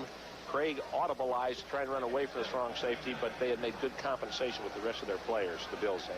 Chris Keating is in there in place of Jim Haslett, who was injured in the second quarter. Back to pass on 2nd and 7. And it is complete to Turner. And Turner is forced out of bounds by number 21, Don Wilson. Excellent catch and excellent move for the extra yardage by Darrell Turner. It's man-to-man coverage with a free safety. Carpenter on Turner. As he closes in, Turner wheels to the inside. Carpenter not a real strong tackler. He's not a real big man. A good cover man, but not real strong tackler, as you can see here. That's the book on him anyway. That is the 6th first down for Seattle. They now have the ball at the 32-yard line of the Buffalo Bills with a 1st and 10.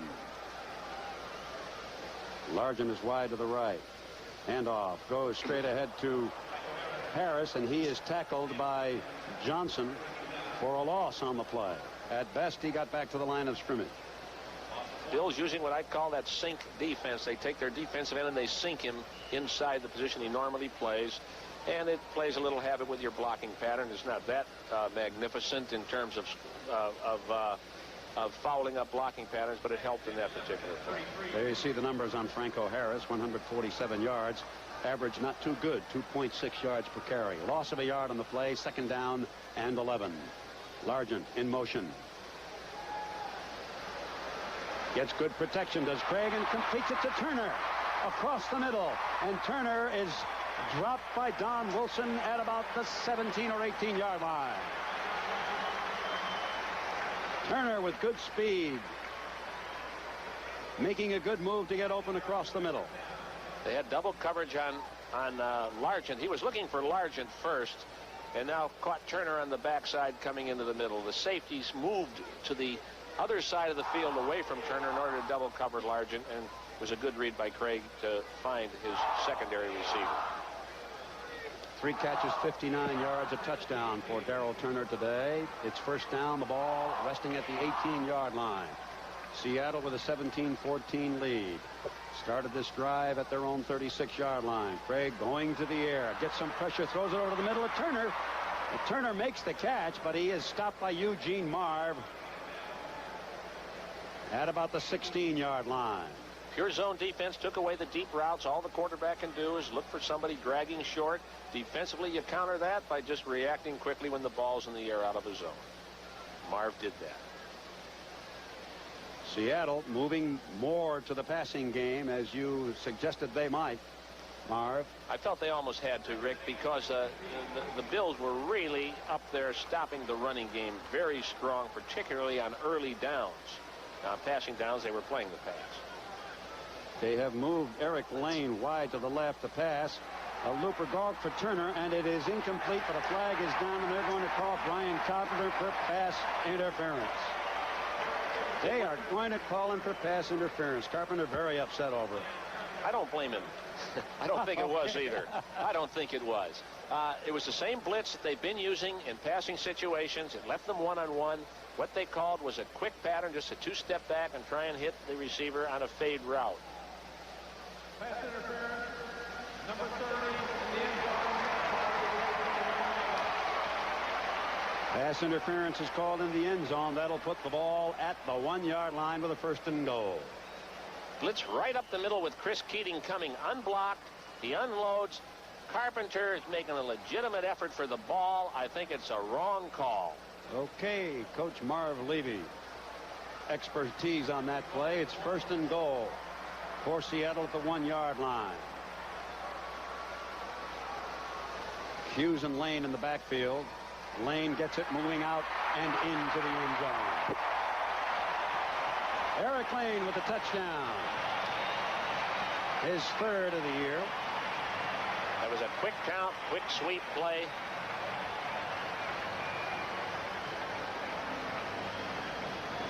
At the ground level, they're going, sweeping to the left side. Pretty good pursuit out of Eugene Marv.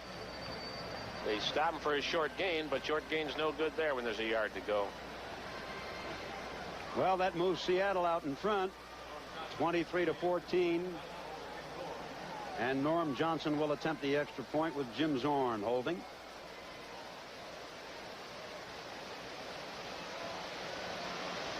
And the kick is good.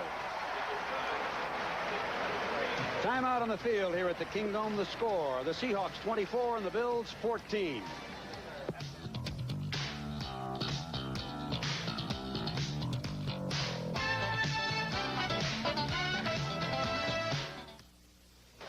Rick Azar with Marv Levy at the Kingdome, where the Seahawks have just put on their best offensive show of the day. A 6-play, 64-yard drive that lasted 3 minutes and 6 seconds and finished up with a touchdown by Eric Lane on a 1-yard run.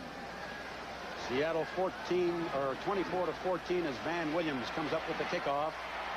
Makes a move over the 15 to about the 17-yard line. Kickoff returns have not been particularly good for Buffalo today. They have failed to get it to the 20-yard line. Well, they have, but one of the things that's making it that way, Norm Johnson is kicking that ball off very high, over 4-second hang times. Their covers are down about their lead covers are down at the 22, 23-yard line. I've been watching when the ball has been fielded. As a result, it's pretty hard to get it out there when you can kick that high. We talked about Norm Johnson and Jeff West, their good averages, and you say, well, it's not too bad when there's a cover on the building here. Makes a big difference. It helps their confidence, too, because they succeed a lot more and they get better just on that basis. 1st and 10 for the Bills at their own 17-yard line. Joe Ferguson has gone all the way, takes the handoff, and then throws it out to Greg Bell over the 20 to about the 21-yard line. Robinson made the tackle. This is one of the hardest things to teach a young quarterback. You run a play-action pass, you look downfield. If it's not there, hit your outlet receiver. The young quarterback, it takes him 4 years before he realizes to throw that guy. He winds up getting a sack or an interception instead. Gain of 4 yards on the play. It'll be 2nd down and 6. They mark the ball at the 21-yard line. Greg Bell, in the last 3 games, played very, very well for Buffalo. Been very, very productive. That's Booker Moore, gets out to the 25-yard line, but there's another flag down. Kenny Easley made the tackle, number 45 for Seattle. A good stutter step move there by Booker Moore. Let's see what this penalty is all about. Like a hold against Buffalo. Here we go. Holding, number 73, 2nd down. The hold is against Jim Borchardt. Washington now leading Dallas 24-7 in the 3rd quarter. There's Borchardt. Here's a look at the hold. He's the right guard. It's hard to tell if he holds or not, but oh yes, he's wrestling him down. He's wrestling his man down to the ground. And that makes it 2nd down and 16 for the Bills at their own 11-yard line.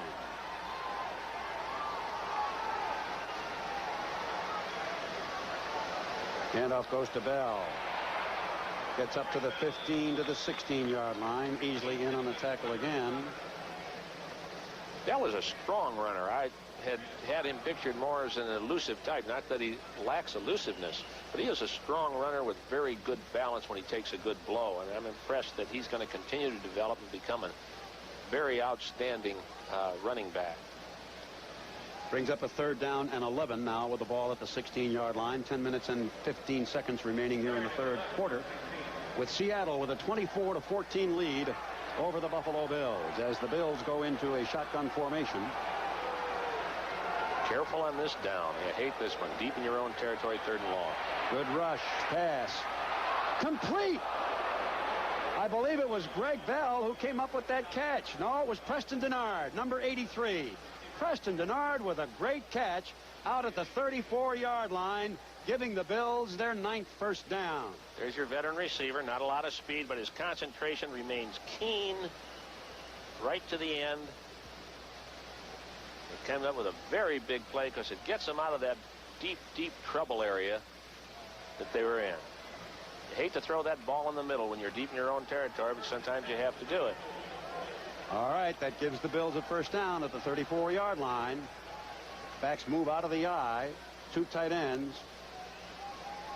A run by Bell. Goes inside and shoves his way up to about the 37 or 38-yard line. Showing some of that strength that you just mentioned. Absolutely. Marv. Absolutely. He drove back linebacker Greg Gaines, a big, strong outside linebacker, number 56. It made contact with him, but Bell lowered it, got underneath the pads, underneath Gaines's pads, and was able to get an extra couple of yards out of it. Byron Franklin and Greg Bell come out. White and Dawkins go in for Buffalo.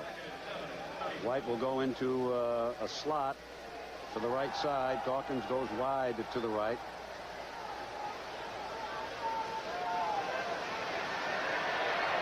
Ferguson's throw is good to White, and he gets the first down as he moves out to about the 47 or 48-yard line.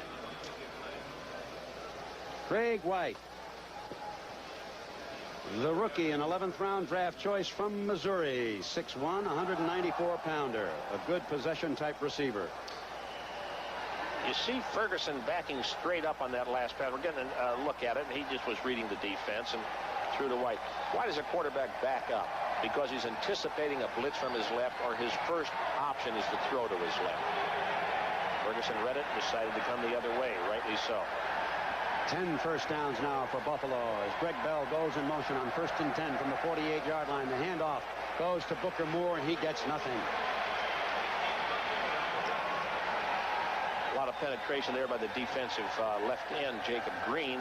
Sort of broke down the timing and rhythm on the play. You saw the sign, we should have patented the wave. They are absolutely right, because it's being done all over the league now. And it's even being done in baseball games. But it's Seattle's. It was born right here, the wave. I went to an opera the other night. They were doing it. All right, it's 2nd down and 11. Loss of a yard on the play. The ball at the 47-yard line. Handoff goes to Bell straight up the middle. Gets to the 50-yard line.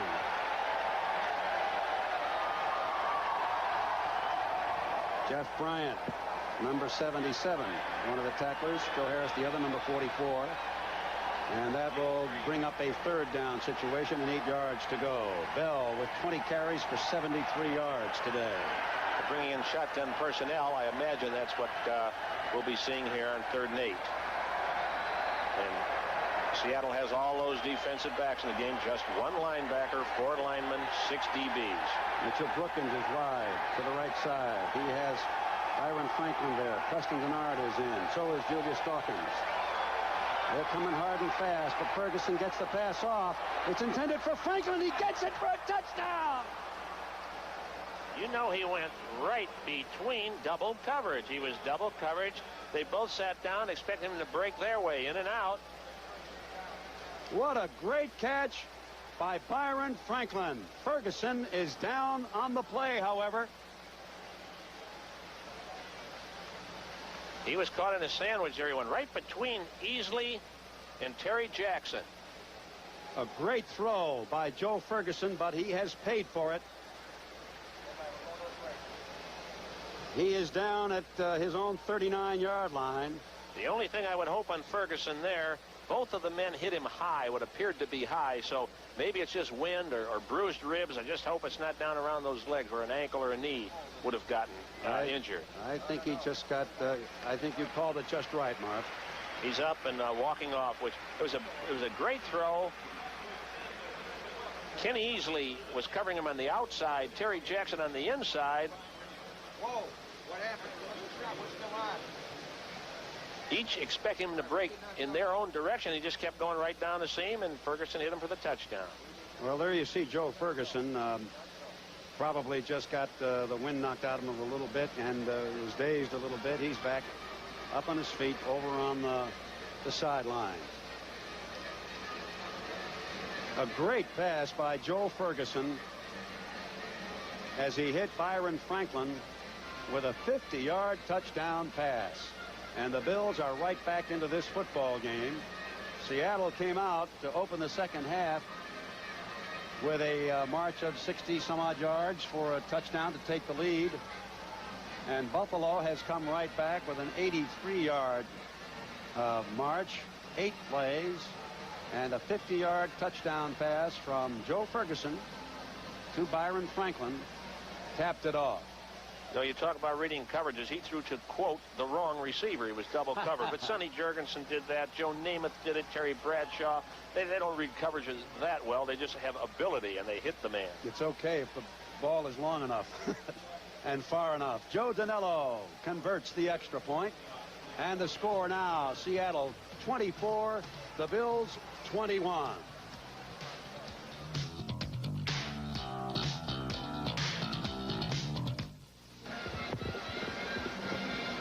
8 plays, 83 yards. It took him 5 minutes and 2 seconds. 50-yard pass. Joe Ferguson to Byron Franklin, making the score Seattle 24 and Buffalo 21. And we have the kickoff coming now. Danello to Dixon at the goal line. Dixon had an excellent return before, not a bad one now, as he gets it out to about the 23-yard line, where the stop is made by Steve Potter, number 58, the linebacker. I'll tell you, Potter and Dean Prater have both done an excellent job on these special teams since being added. Dean is another player who I recall at Kansas City when he played there was an outstanding special teams performer. Very good coverage man, even for a big person.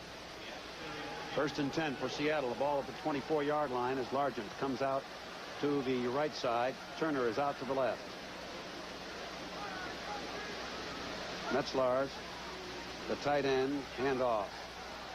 Goes to number 43, Randall Morris. Gets to the 25. Stop made by John McNanny, number 95, who has been pressed into action because Ben Williams has a bruised shoulder. Bills continuing to look very strong against the run. However, I think I saw a flag. And it looks like it's going to go against Buffalo. There was a rip. Yes, it is against the Bills. Face mask. I believe he called it on Fred Smerlis, 76. So. That brings the ball out to the 31-yard line. And it's... Here we see in very slow motion a repeat of the play. Was not made on the tackle, as you can see. All right, it's 1st down. Pass. Complete to the tight end, Metzlars. At the Buffalo Bills 43-yard line. Don Wilson made the tackle, number 21. They're moving it back to the 44. I believe that was the first tight end reception. As we take a look here, delivers right down the seam to that great big fella, 6'7", an outstanding collegiate basketball player at Little Wabash College in Indiana. The Seahawks have thrown only 17 this season to their tight ends and only 6 coming into this game to their running backs. Heavily predominant throwing to their wide receivers. Metzlars had 4 receptions coming into this game for 55 yards. It's 1st and 10 at the Bills' 44. Krieg completes it to Largent. How it got by Charlie Romes, I don't know. Charlie Romes looked like he had a beat on that one all the way, waved at it, and it got thrown to Largent. Well, I tell you, that was a magnificent throw. They rolled up. Largent was going to run a quick out, but they rolled up the zone on that side, so Largent's supposed to turn upfield and fade away. Krieg lays it right over Largent runs not, you can run too fast because you'll get to the deep part of the zone, gets those feet down and rings every last inch out of it. This guy is a great receiver. You talk about an overachiever. There he is, Steve Largent. He's caught a pass in 98 consecutive games. The handoff goes to Morris. Morris tries the left side, gets to about the 25-yard line. Chris Keating, number 52, in on the tackle along with Eugene Marv. Sean McNanny also over there. I tell you, the Bills have had a lot of heartbreak on defense in this game because they're playing very hard, doing things very well, and there have been some fine throws in this drive. For the first time, Krieg looks like he has a great feel. I shouldn't say that this is the only time because he hit that fine touchdown to Largent early in the game, too. Morris is a 10th-round draft choice for Seattle out of Tennessee, 6-footer, 183 pounds. Second down and 7. The ball at the 25-yard line.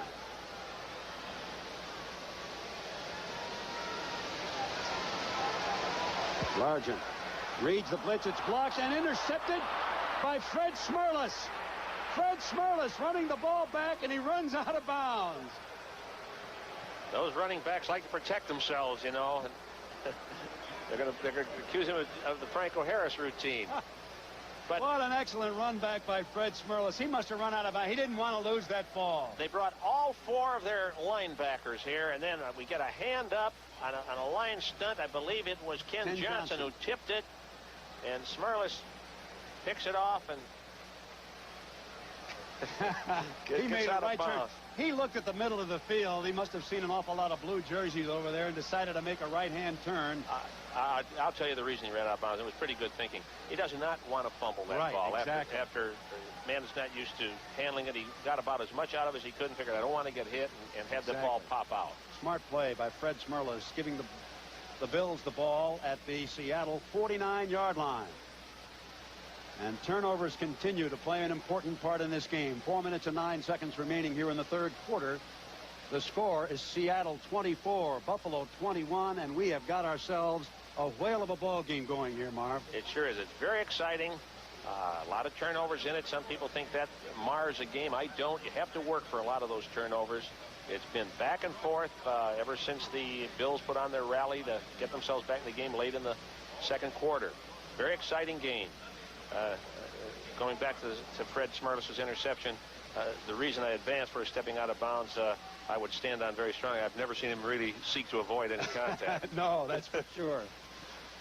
Okay, the Bills huddling, and we'll put the ball in play at the 49-yard line of Seattle. Some excellent play. I think you made a very good reference, Marv, to the fact that the turnovers that we've seen in this game have been turnovers not of mistakes and things like that. They have been caused. The good to block punts. The interceptions here because the ball was batted down. It's been that kind of a football game.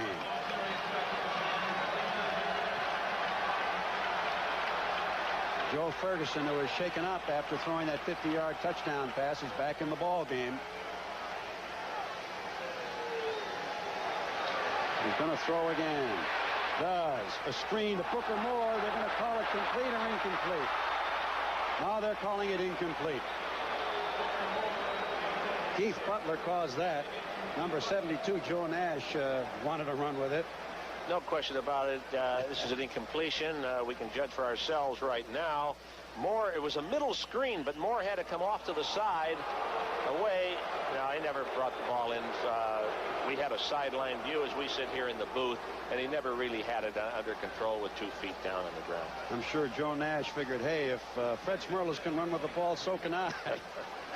All right, second down 10, ball at the 49. Backs in an I formation. Move out of it.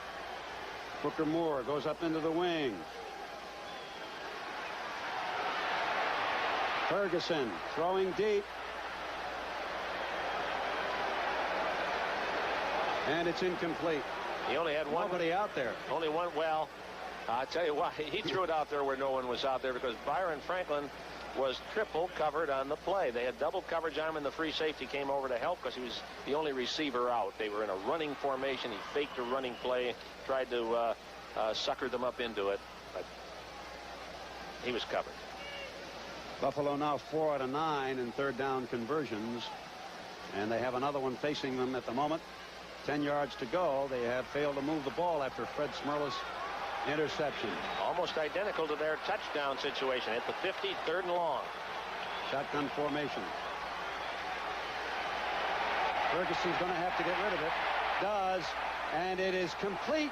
There's a flag down, however, after Denard's catch. Let's see what they're going to call here. They're going to call it against the Bills.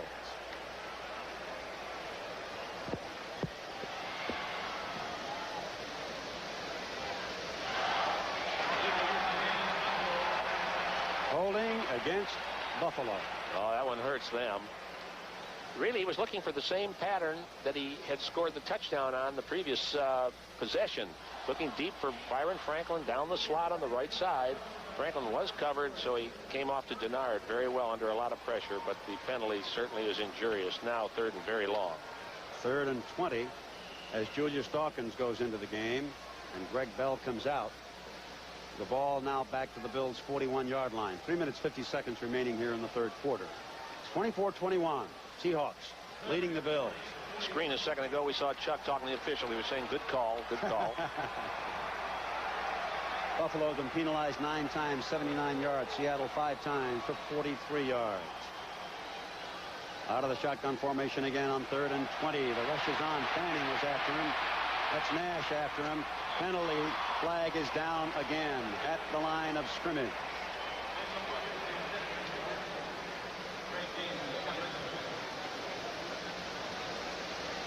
If it's against Buffalo, you can bet that Seattle will decline it. Illegal motion against the Bills.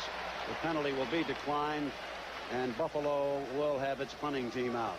You know, that's the kind of situation, if you're on the other side, on Seattle side, 3rd and 22, and you get an illegal chuck, it becomes an automatic first down. You just tell your player, don't foul them on 3rd and long. We worked so hard to get them there. Bend over backwards to avoid a penalty. The turnover goes for naught for the Bills as they fail to move the ball. The penalty, of course, hurting them. They had achieved the first down on the pass to Denard, but the holding penalty moved the ball back. High pass from center, and Kidd does well to get the ball off. Taken by Easley. Easley gets shoved out of bounds as he gets to the 38-yard line. Seattle very close to blocking that punt. Dave Brown, number 22, is close, but they did an excellent job after rushing the punt of peeling to their own left side to set up a wall, and easily came pretty close to breaking it there. Finally ran out of sideline. 33-yard punt for John Kidd. And Eugene Marv came over to make a good play and shove him out, too. Ball is at the 39-yard line of the Seattle Seahawks. 1st and 10. As Largent again comes wide to the right side. Metzlars is the tight end on the right side. Dwight Scales in the game. At the other wide receiver, Eric Lane gets the call. That is the best run from scrimmage for Seattle today as Lane crosses the 45 to the 46-yard line. Good run by Eric Lane. Good hard run. Once he came wide, found the crease, and stuck it up very strong into the small crease that there was in order to pick up some yardage. Gain of 7 yards on the play. They do not have big running backs. Lane at about 195 and Randall Morris at 200 aren't real big so far as running backs go. It's 2nd down.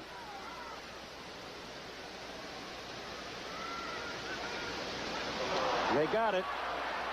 They got it. You could just see that Krieg was giving him the long count, and he got Fred Smerlas to jump offside. Flags are down.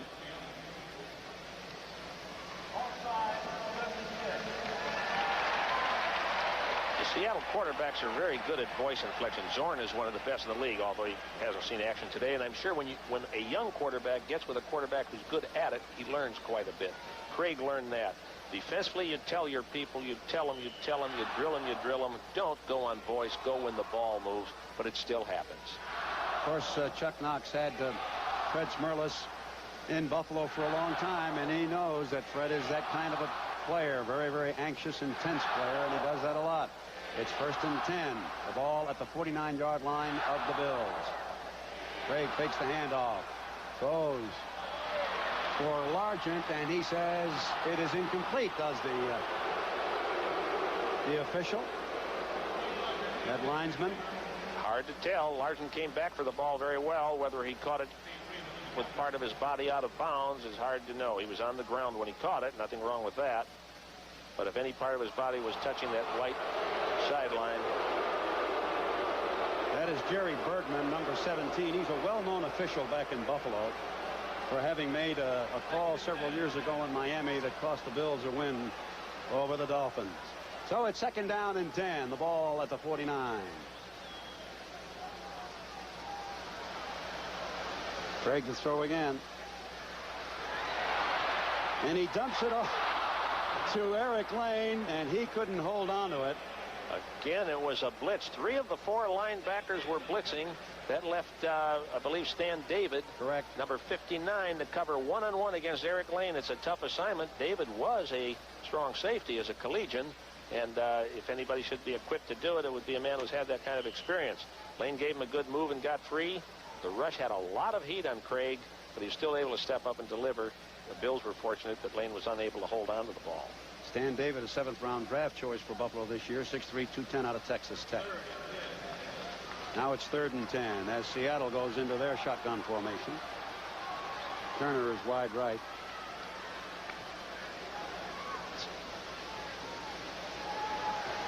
Krieg looking to the left, almost a sack, and then is still on his feet, still running up with the ball.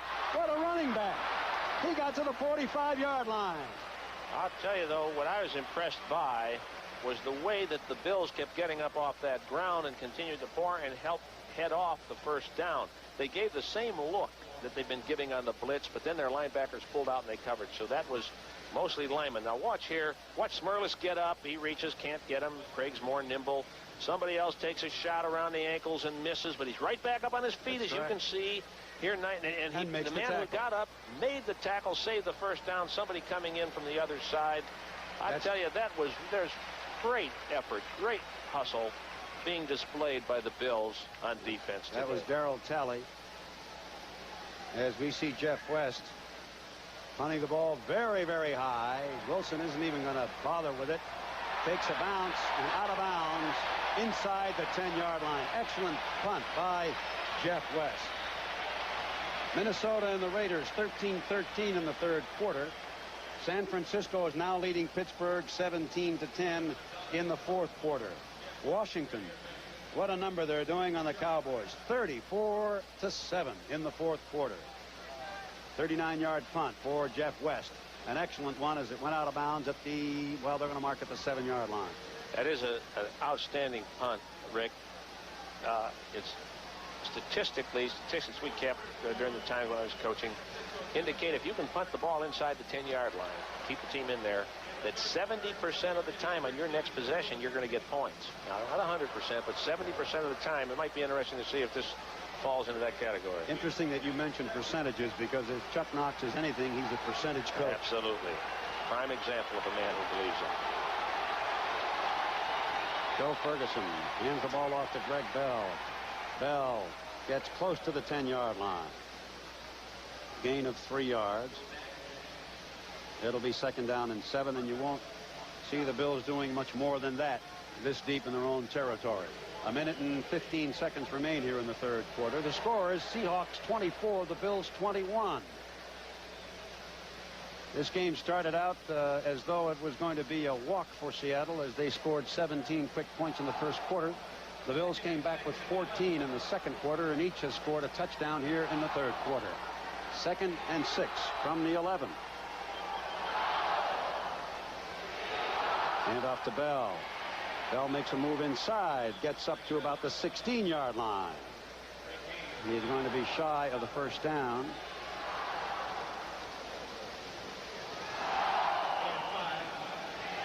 Lucius Sanford now joins the Bills injury list. He has a hamstring pull. May return to the game. That's probably why Stan David was in. This is a very crucial down here. It's 3rd and about 1.5 yards to go. And if they Seahawks can force them to punt. They have excellent field position. If the Bills can pick up the first down, they can now operate normally. Jim Haslett was also injured in the game, but we see him on the sidelines. There's a... Well, let's see if they're going to give this to Greg Bell. Where they mark the ball is of vital importance at the moment. It may be a first down. It may not be. Very close. The quarter ended.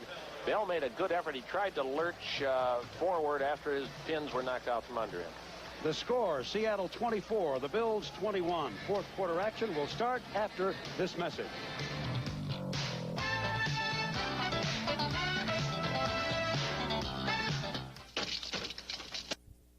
Stevenson and Chuck Knox just 3 points apart in this game. Knox with 24, Stevenson with 21. As we start the fourth quarter, the Bills have a first down at their 17-yard line. Giants 19-7 over Atlanta. Final. Jets over Cleveland 24-20 final. Detroit over Tampa Bay 13-7 in overtime. Miami over Houston 28-10. It's 24-21 here with the fourth quarter to go as Ferguson dumps a pass out to Greg Bell. Makes a good stutter step as he gets to the 21-yard line. Bell put a great move on Kenny Easley, who had reacted up after the ball was thrown. Easley in a relatively short zone. Maybe we'll get a chance to see it here. Ferguson looking downfield. It's covered. He dumps off to Bell. Kenny Easley comes up, breaks down in good tackling form. Oh, I see what I missed him. Good block by Byron Franklin. Byron Franklin got a block. I'm not sure it was all where it was supposed to be. Some of it looked like it was from behind him a little bit. One of those out-of-the-way blocks. Buffalo with a total of 230 yards offensively after three quarters. Seattle with a total of 149. It's 2nd and 7. The ball at the 20. And off to Bell. Bell spins off of one tackle. Maybe gains 4 yards on the play. No more. Where Keith Butler, number 53, made the tackle.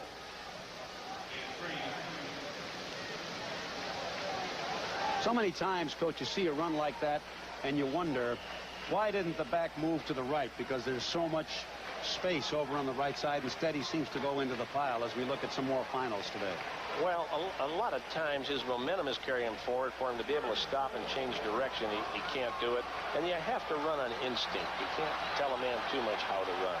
But you probably can criticize a runner more than almost anybody. It's difficult. 3rd and 4, shotgun formation for the Bills. Pass is complete to Bell. Bell still on his feet trying for the first down. He may not have gotten it, but there are 2 flags down. Holding is going to be called against Buffalo. Oh, that hurts. That's the second time now. They had an interception at the 50-yard line, converted a first down on a pass to Preston Denard. Holding pushed them back. They had to give up the ball.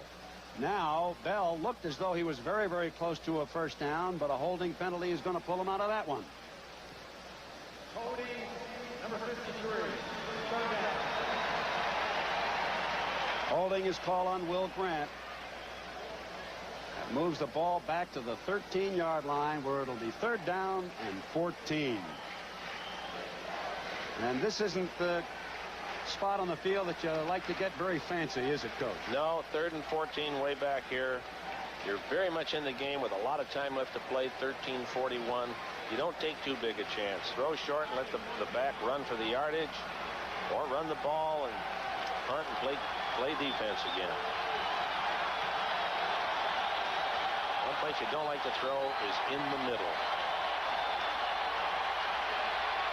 He's throwing it deep for Preston Denard. Denard makes the catch. Preston Denard made the catch. The ball at the Seattle Seahawks 39-yard line. Well, it's a good thing that Kay wasn't listening to me on that one. They came up with a great play. They worked on Terry Taylor, number 1 draft choice, comes in a nickel defense. And Denard with his height and a fine throw again by Ferguson. Ferguson's been throwing the long ball very well today. Lays that one out there just beautifully. Denard goes up and gets it at its height. That's quite a speedy defender on him in Terry Taylor. And Terry can really jump. He has a 38-inch vertical jump, which is quite good.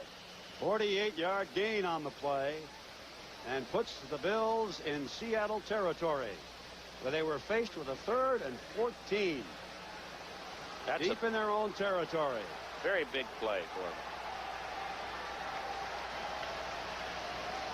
Buster Barnett, the man in motion. Handoff goes to Greg Bell. Bell up the middle, breaks it, and gets inside the 20-yard line. How the momentum can change. Greg Bell showing an excellent burst of speed there. It looked like he was stopping, zapped right through. Once he broke it, that must put him over 100 yards for the day, I'm sure. Dave Brown finally made the tackle. There's right there a missed tackle. Right. Missed tackle there, but I think it was by, well, I won't guess. I saw the 4, and I was going to say Terry Jackson, but I'm not sure that it was. Bell, 26 carries, 111 yards. As the ball is now at the 17-yard line of Seattle with 1st and 10 for the Bills. Handoff goes to Bell again. Bell crosses the 15, gets down to the 14-yard line. Kenny Easley made the tackle, number 45 for Seattle. Bell beginning to look a bit tired. He's had to carry the ball a lot of times. I'm sure he's over 25 right now. 27. That was his 27th carry. 27 carries and well over 100 yards. By well over, I mean comfortably over anyway. It'll be 2nd down and 7 as Bell gained 3 yards on that play. 12 minutes and 17 seconds remaining in this football game, and it's been a whale of a game.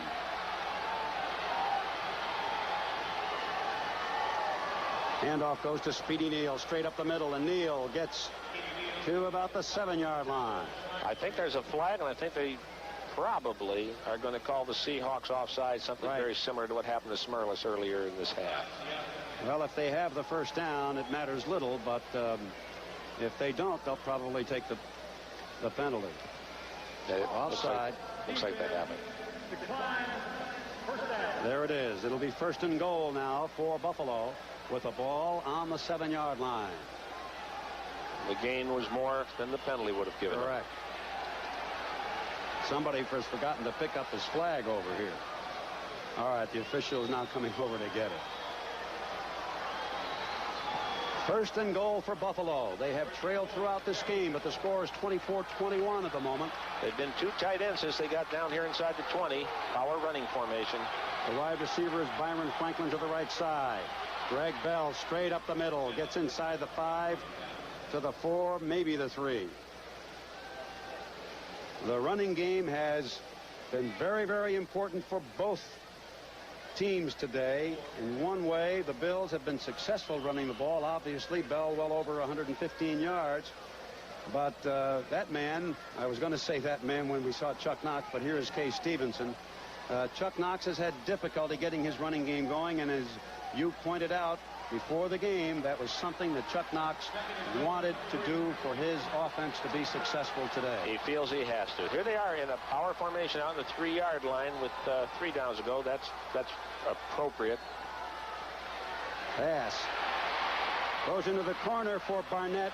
It's overthrown purposely, I believe, by Joe Ferguson. Yes, Joe was backing up under a heavy rush. You couldn't lay that ball right in there with the strictures that the end zone would put on you. He threw it away outside of everybody's grasp, and he has another opportunity. Paul Moyer, 2nd-year man out of Arizona State, 6-footer, pretty good size, 201 pounds. So it'll be 3rd down and goal from the 3-yard line. Ferguson 9 out of 20, 1 interception, 197 yards so far in this game, and we have 11 minutes and 15 seconds remaining. The Bills are going to go to their shotgun formation to try to get this score, which will be a go-ahead score for them. Will they run a draw off of it? Not a bad idea.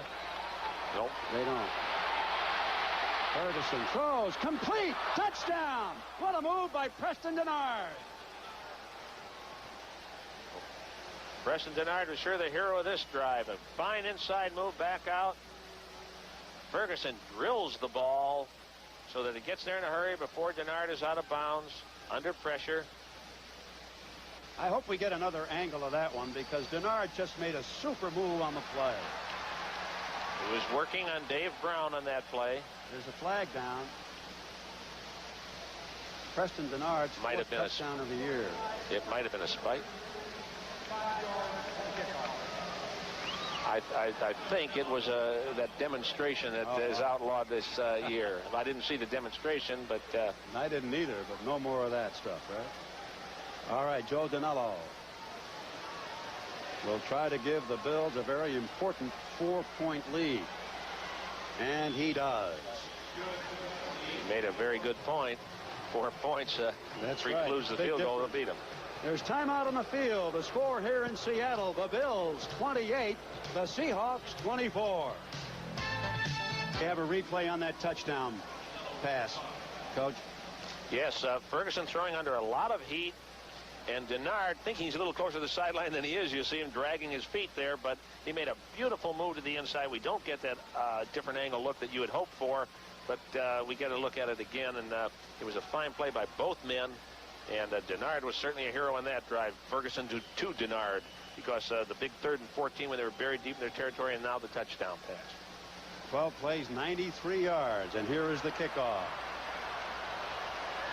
Flags down as Dixon is carrying the ball over the 30, gets knocked out of bounds at about the 32-yard line. And we have one of the Buffalo Bills down holding his knee on the sideline. Zach Dixon, the penalty is going to be going against Seattle. That's Gary Thompson down. Now he's one of the backs that the Bills bring in their nickel defense, and that would certainly hurt. He's up now though, and apparently just got a good bruise on it, limping a little bit, but it's sort of that gingerly limp that I'll be okay in a minute type of a walk. Joe Devlin had been injured. He is back in the game. Jim Hazel is not. Ben Williams had problems with his shoulder, and he has not returned. Sean McNanny has played at left defensive end and played well. 1st and 10 for Seattle at the 12-yard line. Handoff goes to Lane. Lane spins over the 15-yard line. Kenny Johnson in on the tackle, along with Darryl Talley. Gain of 4 yards. It'll be 2nd down and 6.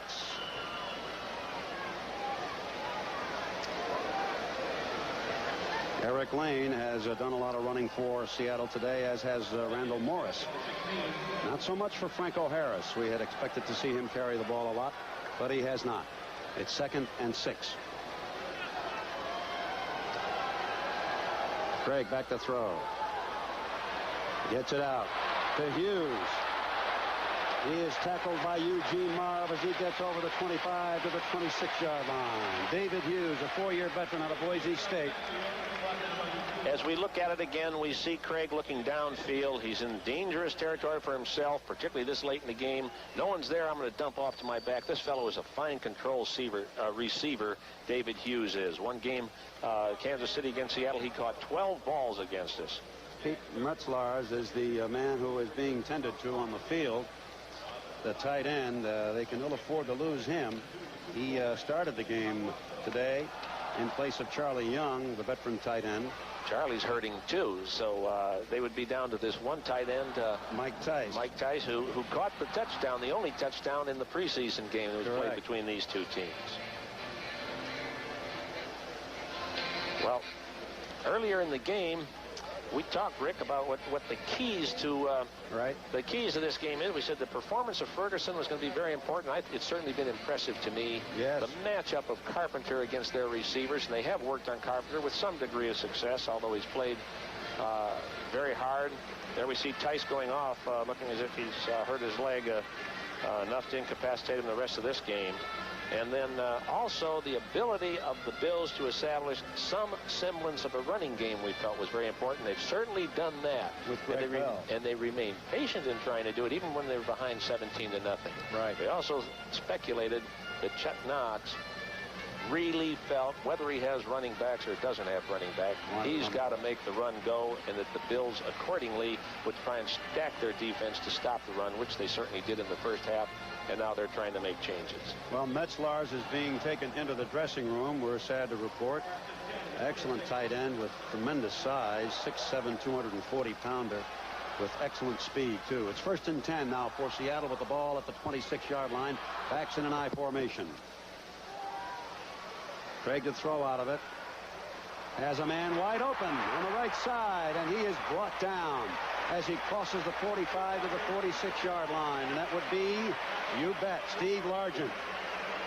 Charlie Romes made the tackle. Beautiful route by Largent. Romes was quite a way off of him, but they were in a zone defense. Romes had the deep outside, and they're counting on the linebacker to cover underneath. He has enough time to just loft the ball over. I believe it's Darryl Talley, and then Romes is able to close in and make the tackle. But they've moved out of dangerous territory into what can become threatening territory now, nearly in midfield. You talked about Ferguson earlier, 10 for 21 so far. Here's Krieg throwing it out to Eric Lane, and Lane is stopped immediately by Darryl Talley. He may have gained a yard, he may not. Fine Here's play. an upset in the making. Minnesota 20, the Raiders 13. That's in the third quarter. Won't last, you think? Well, I don't know. The Raiders aren't real explosive offensively. Every one they've won this year, most of them have been very close. I think it could last. Minnesota's been getting better. How's that for riding the fence? All right. Washington 34-14 over Dallas. Look at the yardage. 323 for Buffalo. Seattle 186. And the score is 28-24 Buffalo. You would think from looking at those numbers that Buffalo is walking away with this game. They are not. It's 2nd and 8. Ray going to the air, looking around. Now he's in trouble. Finally passes it out to no one. It was intended, I believe, for Darrell Turner. But he had to get rid of that and get rid of it fast. He really was looking just for an open piece of real estate. It's not grass, it's turf, right, to throw the ball to, so he wouldn't get the sack. Buffalo, now anticipating the pass, is stunning their linemen just about every down, trying to get heat on Dave Krieg. They go with their nickel or dime, or is it a quarter defense now, Coach? Well, that's what 5 was nickel, 6 defensive backs is dime, 7 is quarter, and I guess if you put in 8, which you could do, 3 linemen, you call it dollar. Booker Moore joins the injury list for Buffalo. He has bruised ribs, probably will not return. Seattle 2 for 9 in third down conversions. They face another 3rd and 8 as they go into the shotgun formation. Showing blitz, the Bills are. Here they come. They're coming. But Krieg gets it off. And Largent is all by himself as Charlie Holmes fell down.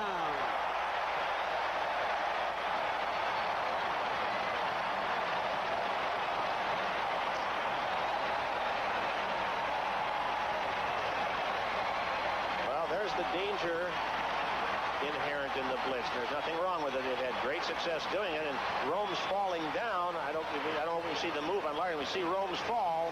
Largent gives him a great inside move.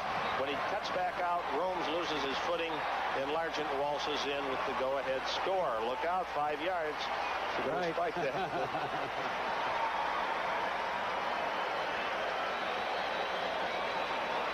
Romes isn't even in the picture.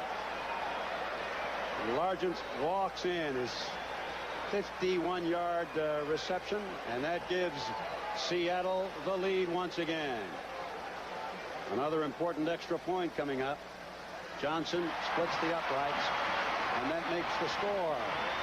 Seattle Seahawks 31, the Bills 28. Back in a moment.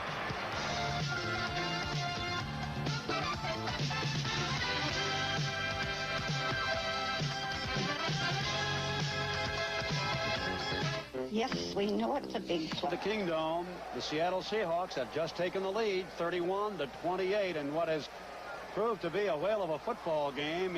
They just did it on this 51-yard touchdown pass from Dave Krieg to Steve Largent, who had made a move on Charlie Romes, who fell down, and Largent just waltzed into the end zone for the score. Here's the kickoff.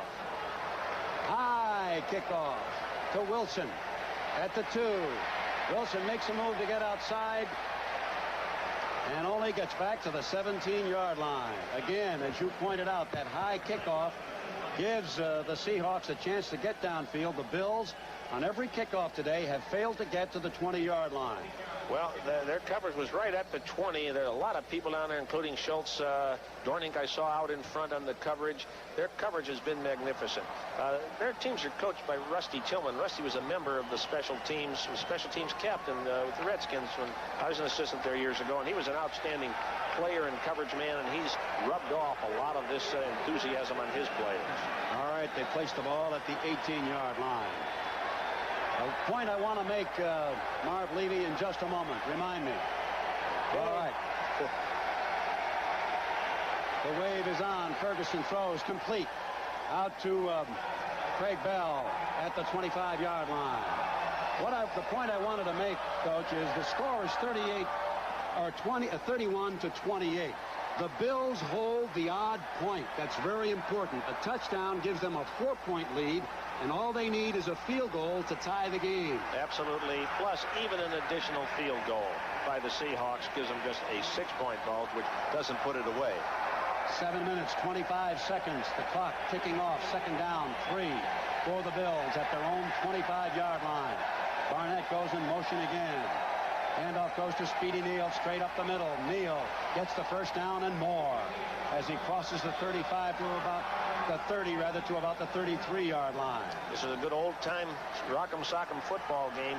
One thing that has impressed me, and I've been impressed by both teams, honestly, but one that has impressed me about the Bills, the last 2 scores that the Seahawks have cashed in, they've come right back and countered with a score of their own. The ball is at the 33-yard line. Another first down for Buffalo. They have 17 in this game. The Seahawks have 15. Byron Franklin comes wide to the right side. Preston Denard is out to the left. Ferguson calls signals, hands the ball off to Greg Bell. He's stopped behind the line of scrimmage on an excellent play by Bruce Schultz.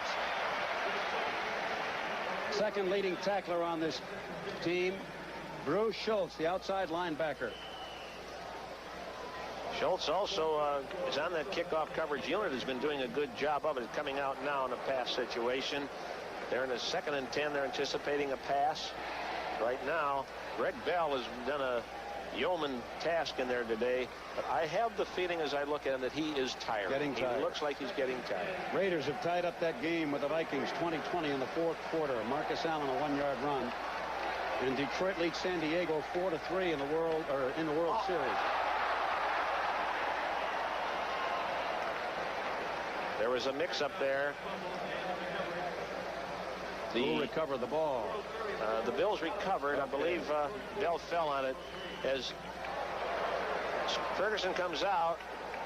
Bell is expecting a handoff on the play. And it was obviously a passing play. It was a passing play, and there are times when your signals, the numbers are similar. They have to be similar. There's too many plays and too many numbers. Not the same, but similar, and he can mix them up.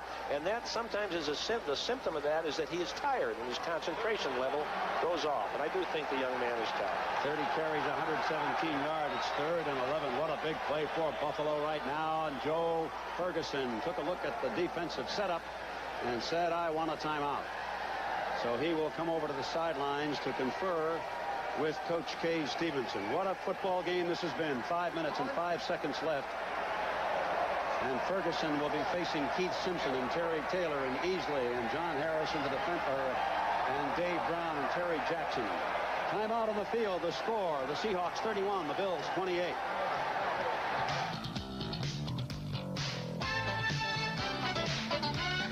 Hear me here at the Kingdome in Seattle. And the reason is the Seattle wave is on. Not once, not twice, not 3 times, but 4. They've got 4 waves going here as the Bills face a 3rd down and 11 from their own 32-yard line with 5 minutes and 5 seconds remaining. Joe Ferguson called a timeout, talked it over with Kay Stevenson, goes into the shotgun formation and zips it out, and it's intercepted. It was intended for Mitchell Brookins. He moved outside, the ball went inside, and it was intercepted. There's a lot of heat on him on the play. Dave Brown picked it off. As we see again, Ferguson looked to the left under a lot of heat. He's having to give ground, couldn't step into his throw, so something had to come off the ball. He had to unload it at this time of the game, 3rd and 11. And Brown reacted to the ball very well for the interception. That's Brown's 4th interception of the year. It gives Seattle excellent field position at the Buffalo 45-yard line with just 5 minutes left to play. Dave Krieg calling signals. Hands the ball off to Eric Lane. He gets to the line of scrimmage. Gain maybe a yard or 2. The Bills continue to be very stingy against the run. The defense has been playing fairly well in spite of the 31 points you see up there. They have not, all of them have not been given up by the defense. Most of them have been scored on turnovers and special teams play. Well, the total yardage figures would certainly indicate that. And then the touchdown they got a moment ago when Charles Romes fell down.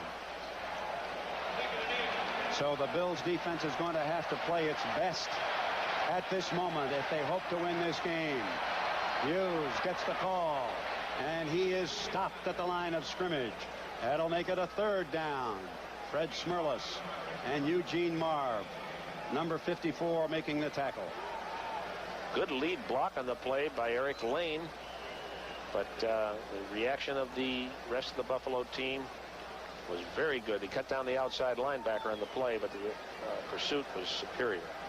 Pittsburgh has taken the lead again from San Francisco, 20-17.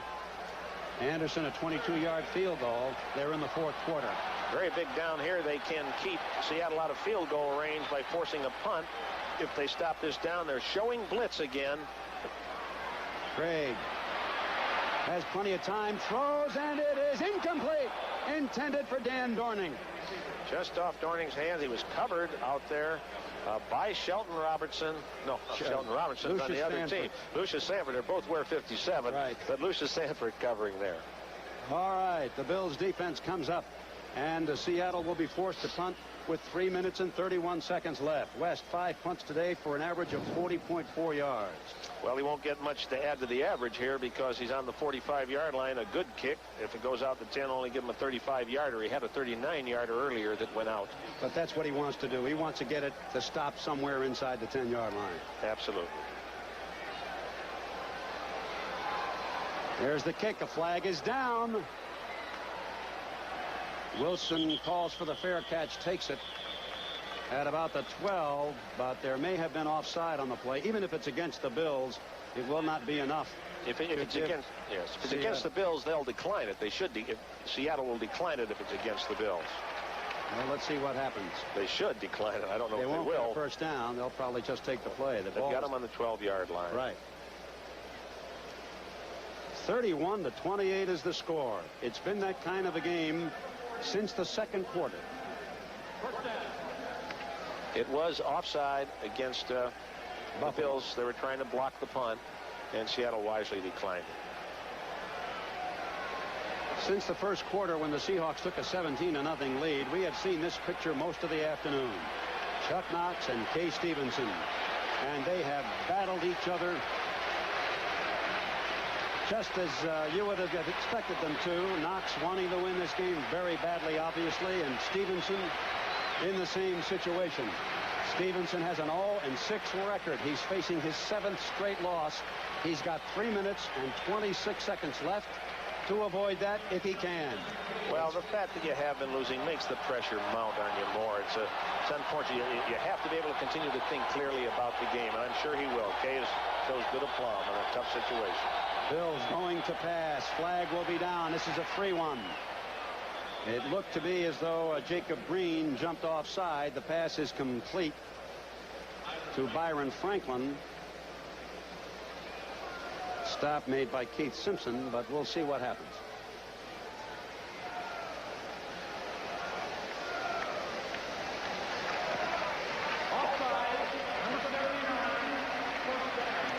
It was Jacob Green. That is a bigger penalty than you might think, because in this particular situation, it's only 5 yards to go for first down. Right. It stops the clock without the use of a timeout, and it moves you away from that ominous end zone at your back. 3 minutes, 22 seconds remaining. The ball is now out to the 18-yard line. The Bills a long way from the end zone. Buffalo penalized 12 times so far for 99 yards. Ferguson under a rush, and it's intercepted and dropped. You know, as I watch the coverage, they're playing what I feel is a hole. You'll see a man drop right into the middle. They want him to throw outside. 56 Gaines drops into the middle and tries to say, if you read the coverage, you can't throw in there. But he did try to hit the crossing receiver, and Gaines nearly put the game on ice for him there, but couldn't quite hang on. 12 penalties, 99 yards for Buffalo, 7 penalties, 63 yards for Seattle. And the Bills get a big break right there. Greg Gaines dropped a sure interception. It's 2nd down and 5 from the 18. 3:17 remaining in the game. Ferguson gets some protection. He completes it to Greg Bell, but he's short of the first down. Actually, he was working very hard to just pick up the first down on that one, and there was good reaction by the Seahawk defenders. Now it's 3rd and about a yard. This is a big 3rd down. They probably would go on 4th here. With 2 minutes and 54 seconds remaining, we have some substitutions as Mark Bramer comes in. So does Buster Barnett. Justin Cross is in the game.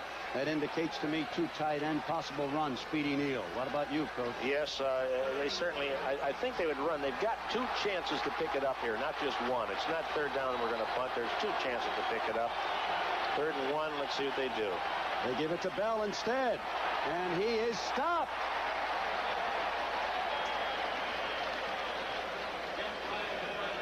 They move both tight ends over to the left side. But the Seattle defense came up big and stopped Greg Bell. I thought they might go with Speedy Neal, but now they have a 4th down and a yard. A lot of times, too, if your best blocker is almost more important than your best ball carrier there. 4th and about a foot. They got to go for it. I don't know if they'll get it off before the 2-minute warning or not. They've already used one of their precious 3 timeouts. That's right. They have 2. Seattle still has 3. Some final scores. They won't get it off. San Francisco. They upset them. They're not even going to try to get it off. No. And somebody may say, how could you let all that time run off the clock? Why? All right. Yeah. I think it was justified in that situation right there. You know, 25 seconds. They did not want to call a timeout. And the down was too darn important to hurry. And they wanted to get together and talk it over. They figured to get down to the 2-minute warning. They still got 2 timeouts to call. The 4th down here, you have to be able to talk this one over. Time of the 2-minute warning. And with timeout on the field, the score is the Seahawks 31, the Bills 28. Dave Krieg on the sidelines. Joe Ferguson in the huddle. It's 4th down and a yard for Buffalo. They trail in this game 31-28. What will the call be? We'll know in seconds. Greg Bell gets the first down. He was pretty close to breaking that. He was pretty close to breaking it. That was the kind of a play probably designed to break it, knowing that everybody would be bunched up there on defense, wouldn't they, Coach? By going wide like that, yes. You may recall the Super Bowl a couple of years ago when John Riggins broke the one that put it on ice. There was a play similar, not identical to that, but in short yardage, 4th down, when they come up, you're just playing goal line defense. If you pop through there, you could go all the way. 32 carries, 119 yards for Bell. 7 seconds remaining on the time clock. 1 minute and 21 seconds remaining in the game as Ferguson goes back to throw, and it is incomplete. Threw it short, intended for Denard, but they are playing up on them. That was number 22, Dave Brown, playing up on Denard and looking to intercept that ball. Yes, he was underneath covering him. They had a guy covering deeper, and Brown just drifted with him, and when Denard broke out, Brown tried to break underneath him, which is a coverage that you use. Ferguson having a little more trouble, I think, throwing the out to the left side than he is to the right side. He's not as able to step in. Now, he's getting some pressure. I don't know if his ankle injury makes it more difficult for him to step to the left or not. He completed one early in the game to Greg Bell, but that was downfield rather than an out pattern. Okay, Mitchell Brookins comes wide to the right. He's in the game as the Bills are in their shotgun formation with 2nd and 10 at their own 24-yard line. Denard is wide to the left. He's looking. Plays, completes it to Byron Franklin, and he is out of bounds as he crosses the 35 to the 36-yard line. And that stops the clock with 1 minute and 11 seconds left to play. That was within a whisker of being batted away or possibly intercepted. Franklin's concentration was very good, kept his eye on the ball. Brown there again, almost swatting the ball. Terry Jackson, number 24, almost got to it. That was Terry Taylor making the tackle. It was Jackson there. They got it. Terry Taylor, number 20. They got Taylor out here matched on Mitchell Brookins wide to the right, and that is speed against speed. But I think they'll back Taylor up with easily once the ball is snapped. They are. First down. And he's going deep for Brookins. And it is dropped by number 45, Kenny Easley. He beat Taylor. Easily had to come a long way to back him up. As I mentioned, and for a while I didn't think he'd do it because Brookins can run like no one else in this football field can run. Had him beaten. Here we go. He went by Taylor, who has good speed. You see him just bursting away from Taylor from way over. Here comes Kenny Easley on the inside. Kenny had the deep zone. Perfect pass, too. It would have been right in Brookins' hands. All right, we have a 2nd down and 10 with 1 minute and 4 seconds to play. It was a very good call for the situation, in my opinion. This game has been a whale of a football game, and it's going right down to the final seconds. 2nd and 10, shotgun formation. Ferguson in trouble, throws, and that one is dropped.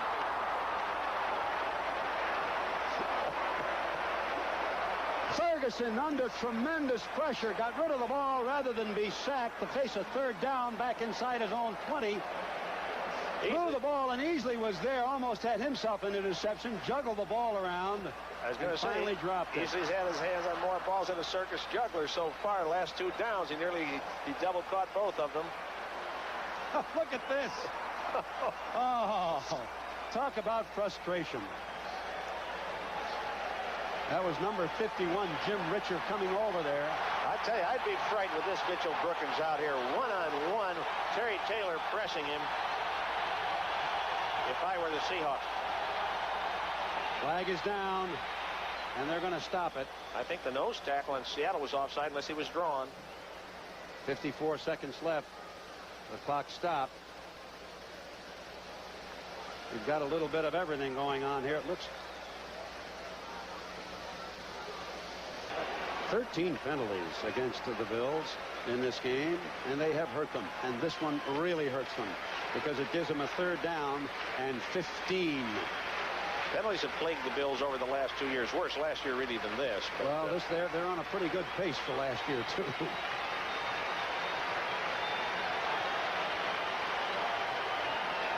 .54 seconds remain.